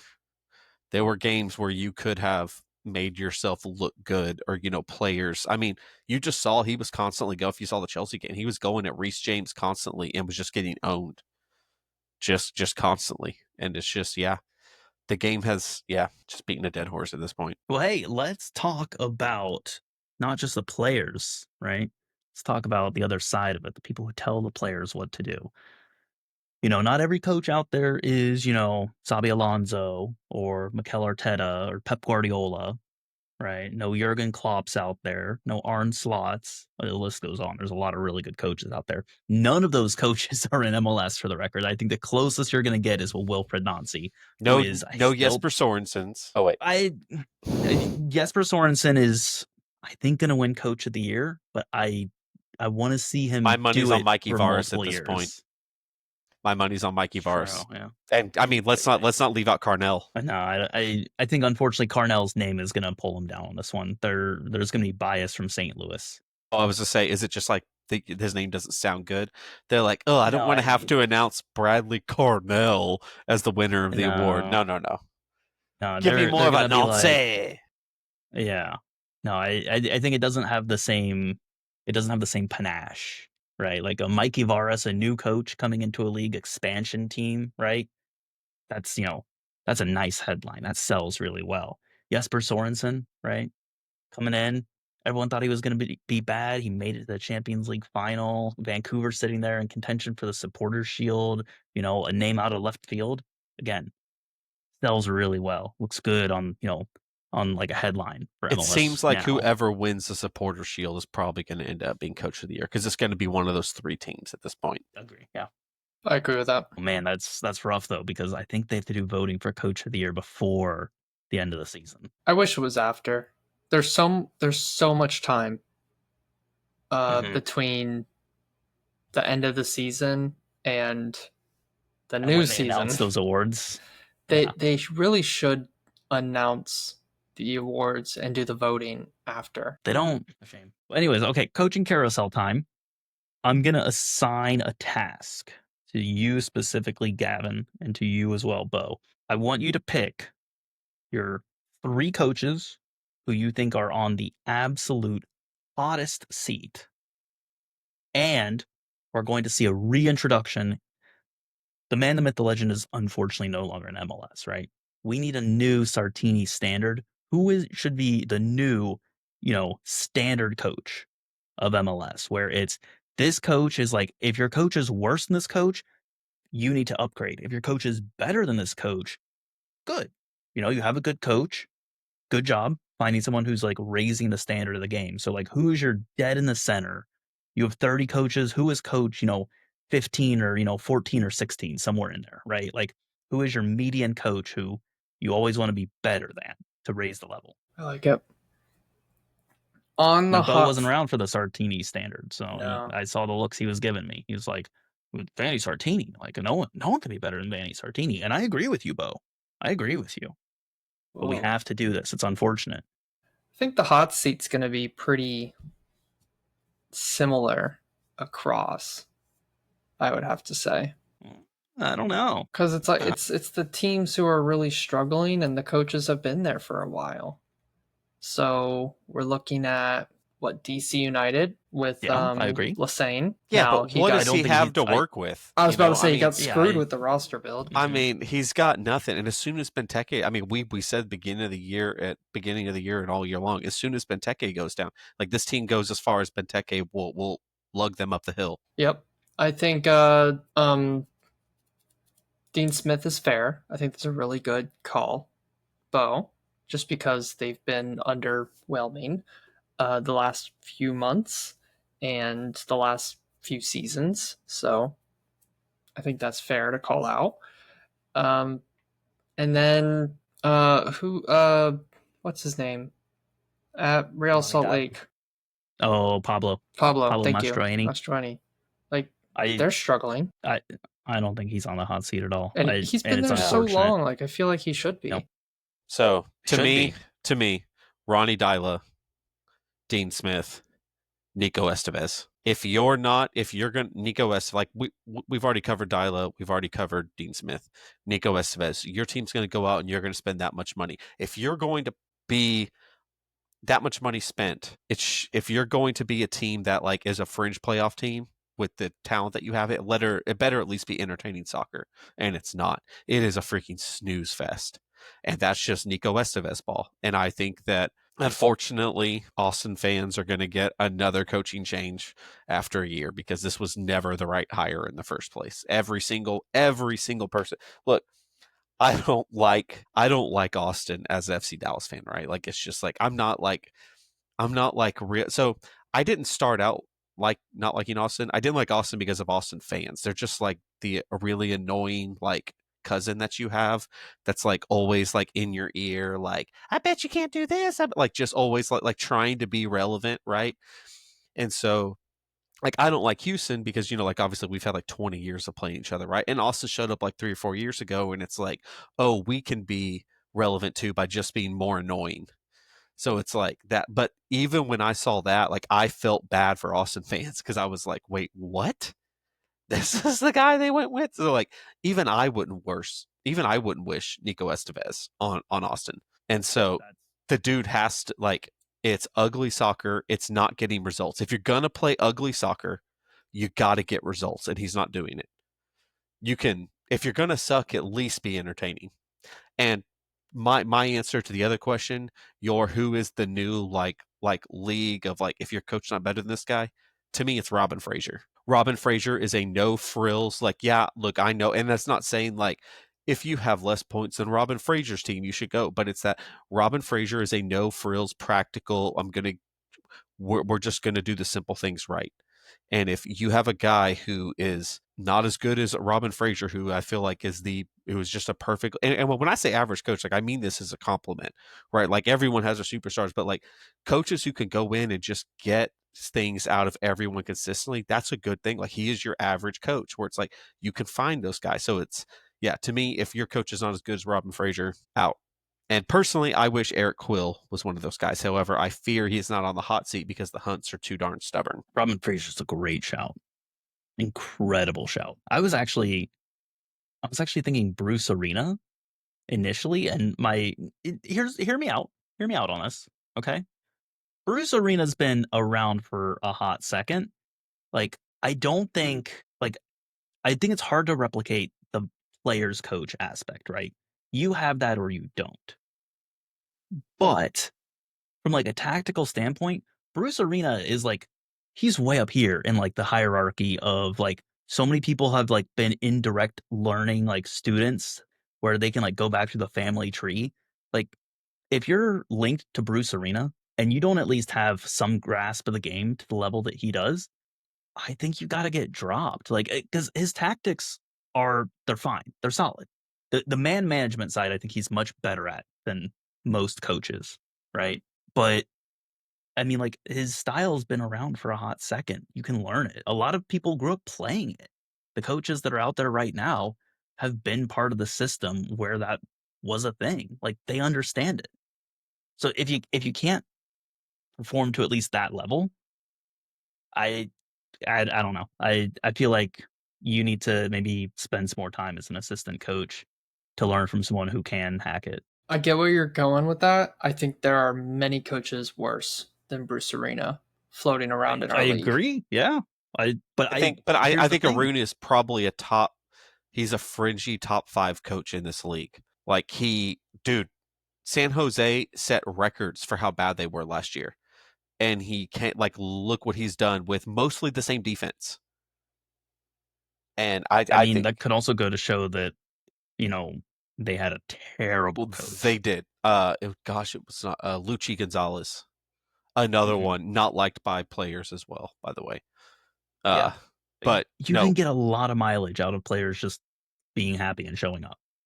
no, you really can't. But I think that Bruce Arena is a top 5 to top 10 coach in this league beyond the shadow of a doubt. So just real quick, you think that Josh Ben Olsen is a better coach than Bruce Arena? No, absolutely not. Pablo Mastroeni? No, definitely not. You're picking a lot of coaches that I think are below the standard right Sandro now. Schwartz. Cherundolo, personality-wise, I don't like Cherundolo, but he got LAFC to finals so consistently. I think he probably is on par, if not above Arena right now. You know that Arena had won a supporter shield just like 2 or 3 years ago. Yeah. And how many finals has he been in? Because Cherundolo's been in like I 6 think in the over past the couple course of his years. career, I think how many finals? He's been to over a dozen finals because he's been in the league for 20 plus 30 years. Well, yeah. I mean, give Cherundolo 20, 30 years in the league. Let's see. His numbers are going to look like that or better. I mean, Cherundolo's been in No, 5, 6 no, finals in look, the I'm past not like 3 years. right, but also Bruce Arena, like I'm not disagreeing, but it's like, but Bruce Arena did not have LAFC money at New England. Right. So, But Beau, again, we talked earlier about how the game's evolving, right? I think like if you haven't evolved to catch up to at least Bruce Arena's tactics, like that should be the standard right now. I just think it's crazy that a guy who literally this guy had a New England team that was second by the time of his firing, and then when he was fired, they were out of the playoffs. I mean, they were legit. They were supporter shield contending team, and then to just go, oh, like he leaves, they tank. So a guy who clearly his tactics are so good that he's taking a team that a normal guy can't even make the playoffs with, and he's taken Caleb to Porter second is hardly a place. normal guy. No, this was pre Caleb Porter, but I just think to be like, well, this is the bare minimum that you should get, man. I mean, that's just the guy's. Yeah, I I guess think it you should just have be. a much lower opinion of him than I and I Gavin don't think do. he's 15th in the rankings. And I think what I- we're trying to find out is who is 15th in the rankings. And Robin Fraser's Okay. much closer to 15th than Bruce Arena. I think there's a lot of really good coaches in this league right now that are above where Bruce Arena should You be. know what? That would help. Name them. Okay. Wilfred Nancy, easy one, Right. right? Nancy, Pat Noonan. Forrest. Okay. So Mike, you see, I would take Arena over Noonan.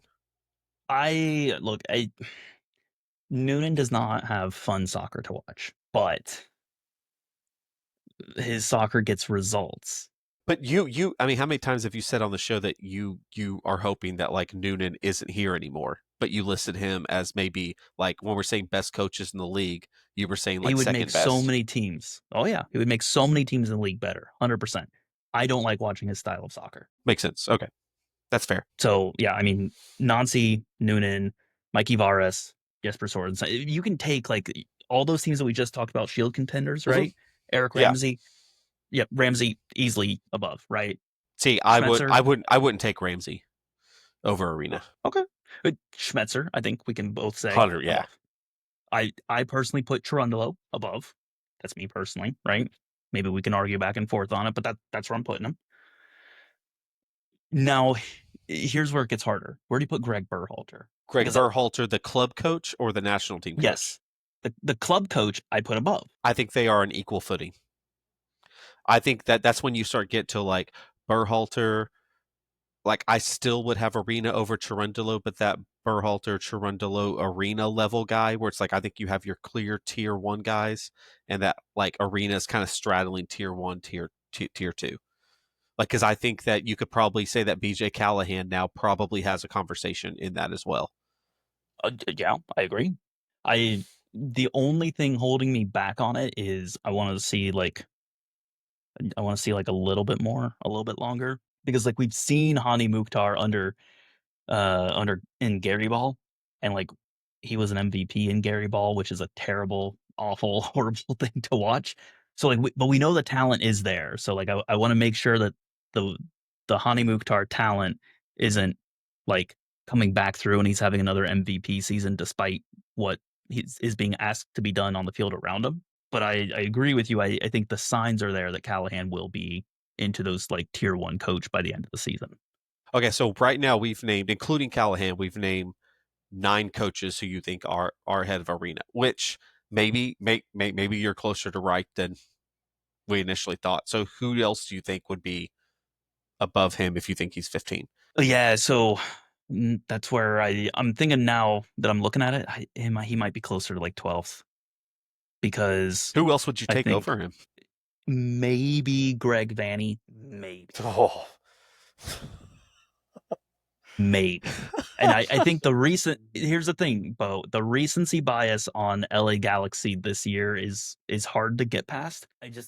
For what we have seen this year, what they're struggling with, and then what we saw with them last year when they were practically unplayable if you were their opponent, I don't know how much of this is just the fact they're missing the clear like key to the machine. I think it's difficult with Fanny because he did have some horrible squads that he had to deal with before they eventually landed on Pooch, Paintsel Peck, and that crew, Delgado.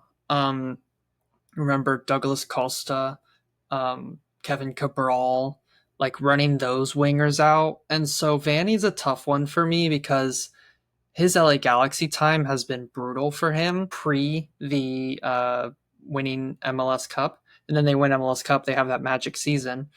And then this season's been brutal again. Yeah. And Toronto, he was fantastic with them for multiple years. So I do think Greg Fanny's a tough one. I think that one's a tough one. Because of some of the caveats there. But Bruce Arena. That's a great caveat. Like, fantastic shout on that, by the way, about the caveat. The whole like Chris Klein era was a disaster. But here's the thing I'll say too: it's that Greg Vanney's system relies on elite level wingers. As soon as he got Peck and Paintsil, he can do stuff. If he doesn't have elite level wingers, he is unable to raise the team without that.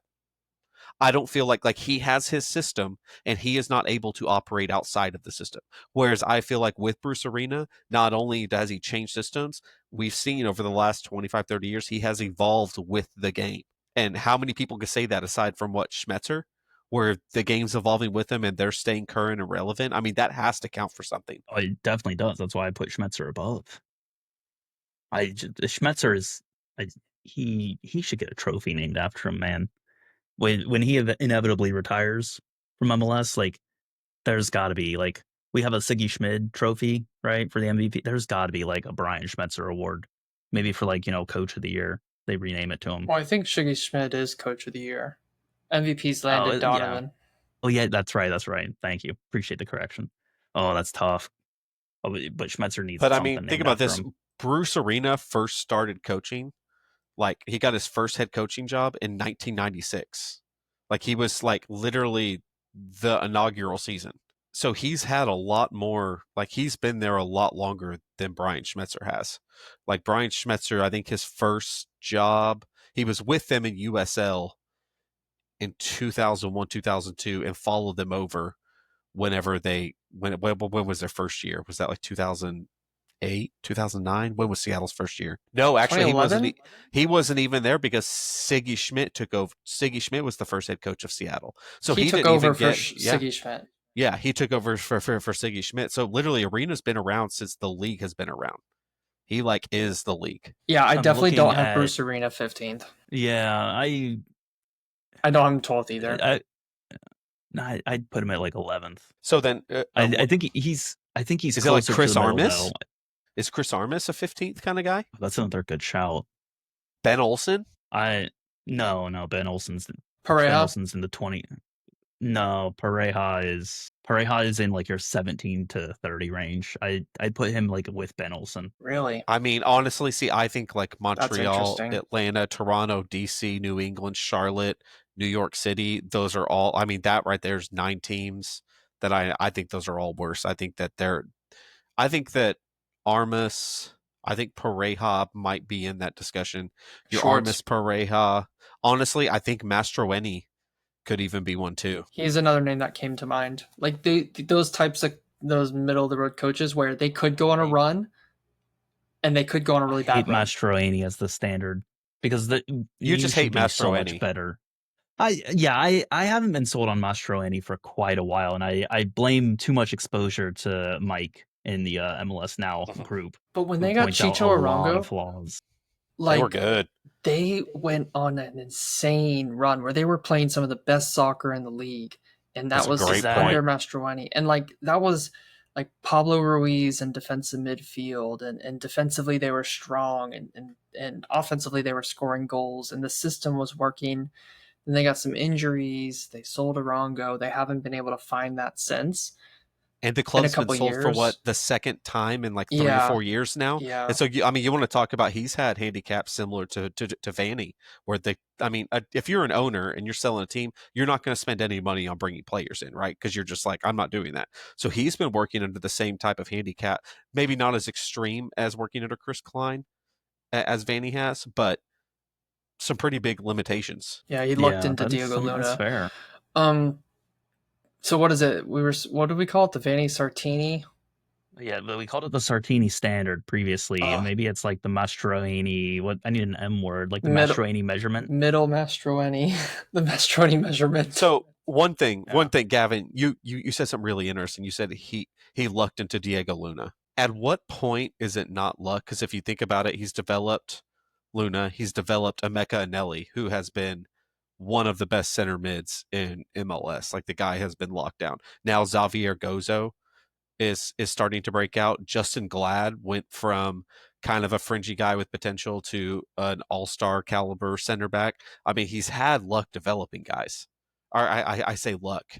He's been good at developing youth. I put that to the structures, right? It can't just be Mastroeni. Like But like Pareja came in, and obviously in Dallas, he was renowned for the structures that he and Muzi put in place there to get young talent. And now Orlando is finally seeing the long-term structures that worked in Dallas work in Orlando. Well, and as soon as Pareja left, it's been awful here. We've turned out almost no one.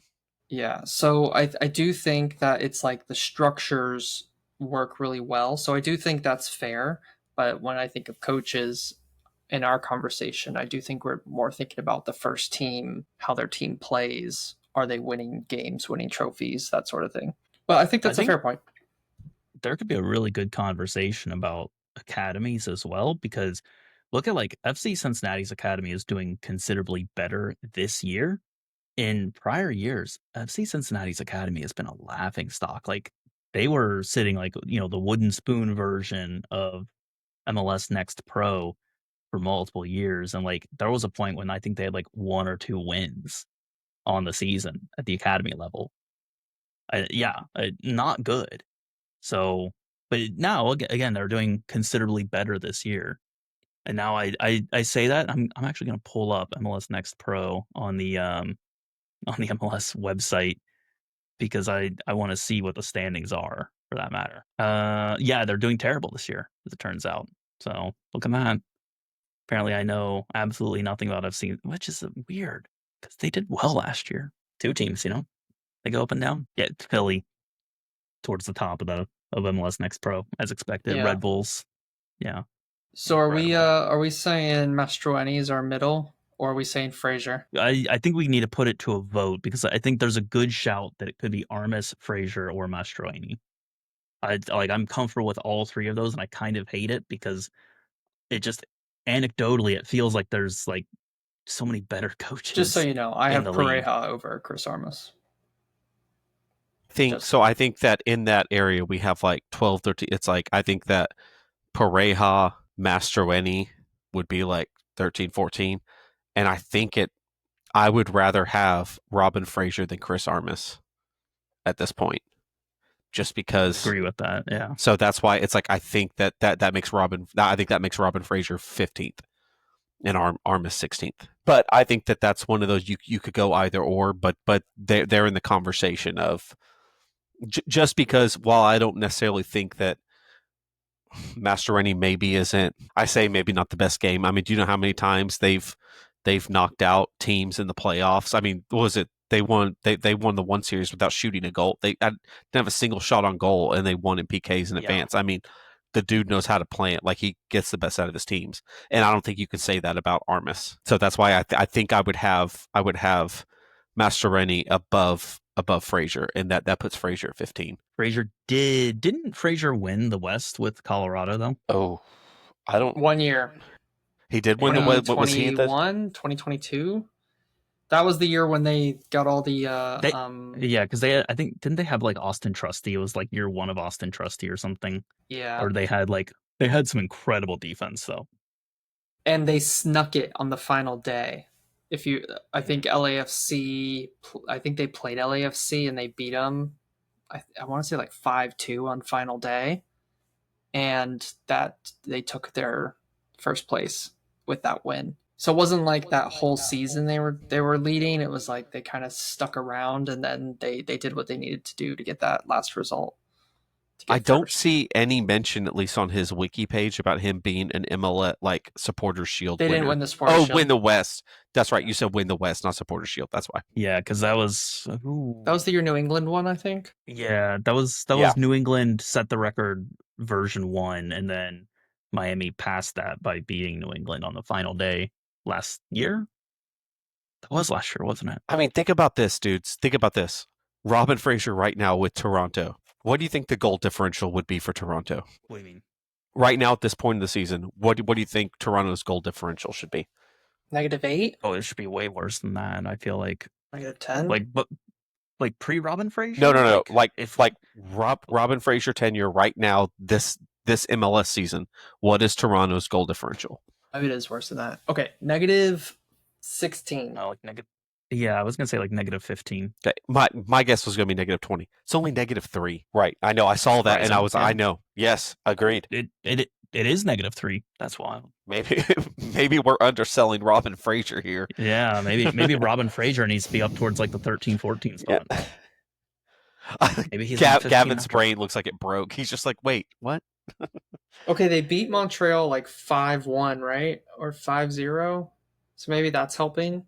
Maybe, They but smacked Montreal earlier in the season. So maybe that's I mean, Gavin, here's the crazy thing. You can say that like they have bad goal differential, right? Or that they're getting helped by that, but they've only given up 25 goals. yeah. Like Atlanta's Toronto. given up 37, Montreal's given up 36, DC's given up 39. Like Cincinnati's given up 26 goals. They've given up fewer goals than Cincinnati. Mm-hmm. Given up fewer goals than Columbus. I think Robin Fraser's a fair middle. I think, Beau, you might have just hit it with your first choice. Maybe we should name this episode the one where we find out that Robin Fraser's actually a good coach. No, he's No, an average. yeah. coach. Oh, he's average. Yeah. Okay, man. Yeah, he has. If you are not as good as Robin Fraser, then you need to become better, or you should look to upgrade. And if you have a coach better than Robin Fraser, then you should be happy that you have a coach better than Robin Fraser. I think it also just assumes though that there are coaches out there better than Robin Fraser waiting to get the call. Well, I mean, they found Jesper Sorensen. Right, but that's, I mean, how for every Jesper Sorensen, there's 20 guys that come in and just, a Luchi Gonzalez or a Nico Right. Estevez, guys that come in and do it where it's just, yeah. I think that one's on the front office. I think there's a lot Because- of. Oh, sorry. Go ahead, Russell. Well, I'm just, what is consistent about these guys that we're praising them a lot for, right? Like Mikey Varas, there's a clear identity and he's linked to the identity and he knows how they want to play and they got players to build around him. Jesper Sorensen has a clear identity and he knows how to use the players, right? I think like some of the has to go to the front office if you're going to have a really, really good coach, because you can't just say, oh, we're going to play a certain way and you're going to fit it, right? Like the coach is the one that's going to execute your vision on the field. You have to be in line with them. You can't tell them you're going to play this way. I wish we would take advantage of the what am I trying to say? The young coach market in Europe. So or maybe or not even head coach market in Europe, like actual like first team coaches or assistant coaches. Pep, well, a name that I've always liked, Pep Linders from Liverpool. He was the assistant coach under Klopp. He is now assistant coach under Pep Guardiola. He just got signed to Manchester City. Maybe he won't come, but like, could we have, as a league, tested the waters and tried to get someone like him in? He's been an assistant for multiple years. Could we go and get him? And maybe he wants to try being a head coach. And he's just a really smart assistant coach at the moment. And so could we advance in that? There's young coaches all over who, like, we could, as a league, we can take a risk. We can afford to take that risk on those guys. And some of those guys might turn out to be some of the elite head coaches in the world. Like we did it with Patrick Vieira. He was a young coach. He came over to New York City FC and he did well with New York City FC. And now he's having a career over in Europe and in multiple of the top 5 leagues. And it's like, we don't really do that a lot. Eric Ramsey's another one that I think is working out well. Like some of those younger coaches, like I think we should be giving them a chance. And so far, I feel like the hit rate is pretty good. I can't think of too many failures where it's like a young guy came in and he just stunk up the place from Europe. Wayne Rooney. Okay, yeah. We said young guys, Beau. Wayne Rooney is forever the coach like 60. in the coaching landscape, he was in his late 30s. So in the coaching he was landscape, young. that's pretty young. Yeah, which is insane because, I mean, like, Wayne Rooney, after he stopped his playing days, looks like he aged a decade overnight. Nico Estevez was a young coach who they got in from Europe. Luchi Gonzalez, they brought it like they're Lucci was from the U.S. Cementi. Yeah, I was gonna say that, but Nico was in Spain and brought in from the U.S. Berhalter recruited him in and then got the job. So he's kind of a Spanish transplant in ways. So I mean, Yeah, but I mean, I think that within reason, like you talked about, was it Linder? Is that what you said? Up Linders. I Yeah. mean, yeah, Eric Ramsey was the set piece coach at Manchester United. Like, I think like if Pep Linder's going to get a job, his first head coaching job with his resume now, he's probably going to get like a Benfica or a Sporting or a West Ham. Like with his resume and who he's studied under. I mean, think about this. Mikel Arteta left Manchester City and then became the head coach of Arsenal. So I think that some of those big names with stuff, it's like there. I don't think he's going to be like, yeah, I've always wanted to visit Orlando in the summertime. Like that's just. Well, many people do. It's called Disney. I was gonna say he's just like it's just Disney year round, and maybe Yeah, that's the selling point. That's fair. Hey, we'll get you free passes. Mickey Mouse will be your best friend. Yeah, that's fair. Yeah, maybe they just don't want to come.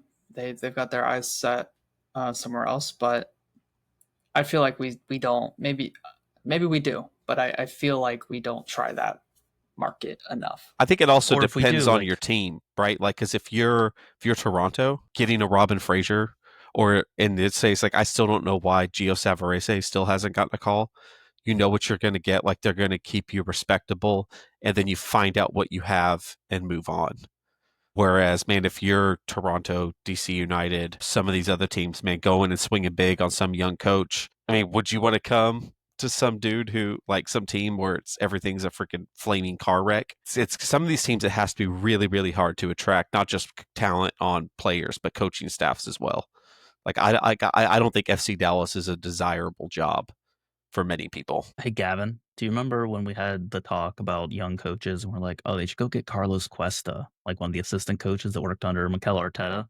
I do remember that. Yeah, He's a head coach in Serie A right now. he's not even 30 years old yet. Yeah, He was born in 1995. It's insane. His birthday is the 29th of July, 1995. He is exactly 30 right now. He hasn't turned 31 yet. I thought he was 29. I think he's Wait, turning is 30 that- this year. Yeah, okay. Oh, look, I'm gonna beg forgiveness because it's 11:30 on a Monday night, so I can be off by 1 year. It's gonna take it. This is gonna give us another. He's 27 until he's 28. Right. Moment, but It is probably time we call it quits on this one. yeah, it's just we've gone 50 minutes on coaches. Gavin said it couldn't be done. Gavin said we would struggle to make 30, and here we are going strong, and we could still I keep think going, we and hit we will 30. keep going. I think we hit 30. Gavin, we blew past 30 ages ago. Hey, if you like hearing us get completely off topic and you love the conversation and where we meander to, feel free to hit us up with some feedback on social media. We are at MLS Now Podcast on all your major social media. And of course, feel free, you can always leave episode feedback. Remember, I think we still have the link in our episode descriptions if you want to press the link and you can send a message to the podcast through like Spotify or Apple. You can do that as well. We read the feedback. We appreciate the feedback. So if you like something, if you hate something, please let us know. In the meantime, just a reminder though, remember you can direct all negative feedback at LionsBlog1 on social media. That one's to Gavin. So Gavin will read all of that and put it straight into the suggestion bin, which is a box with 3 arrows on it. He keeps under his desk. Any good feedback, things you like, send that to Beau on social media at MLS Gamut, or as always, just send it to us at the MLS Now podcast account. So, with that said, Beau, Gavin, my cat, who is really reminding me that he's like, it's time, go to sleep. And listeners, as always, we appreciate you guys, and we'll see you next time. Till next time.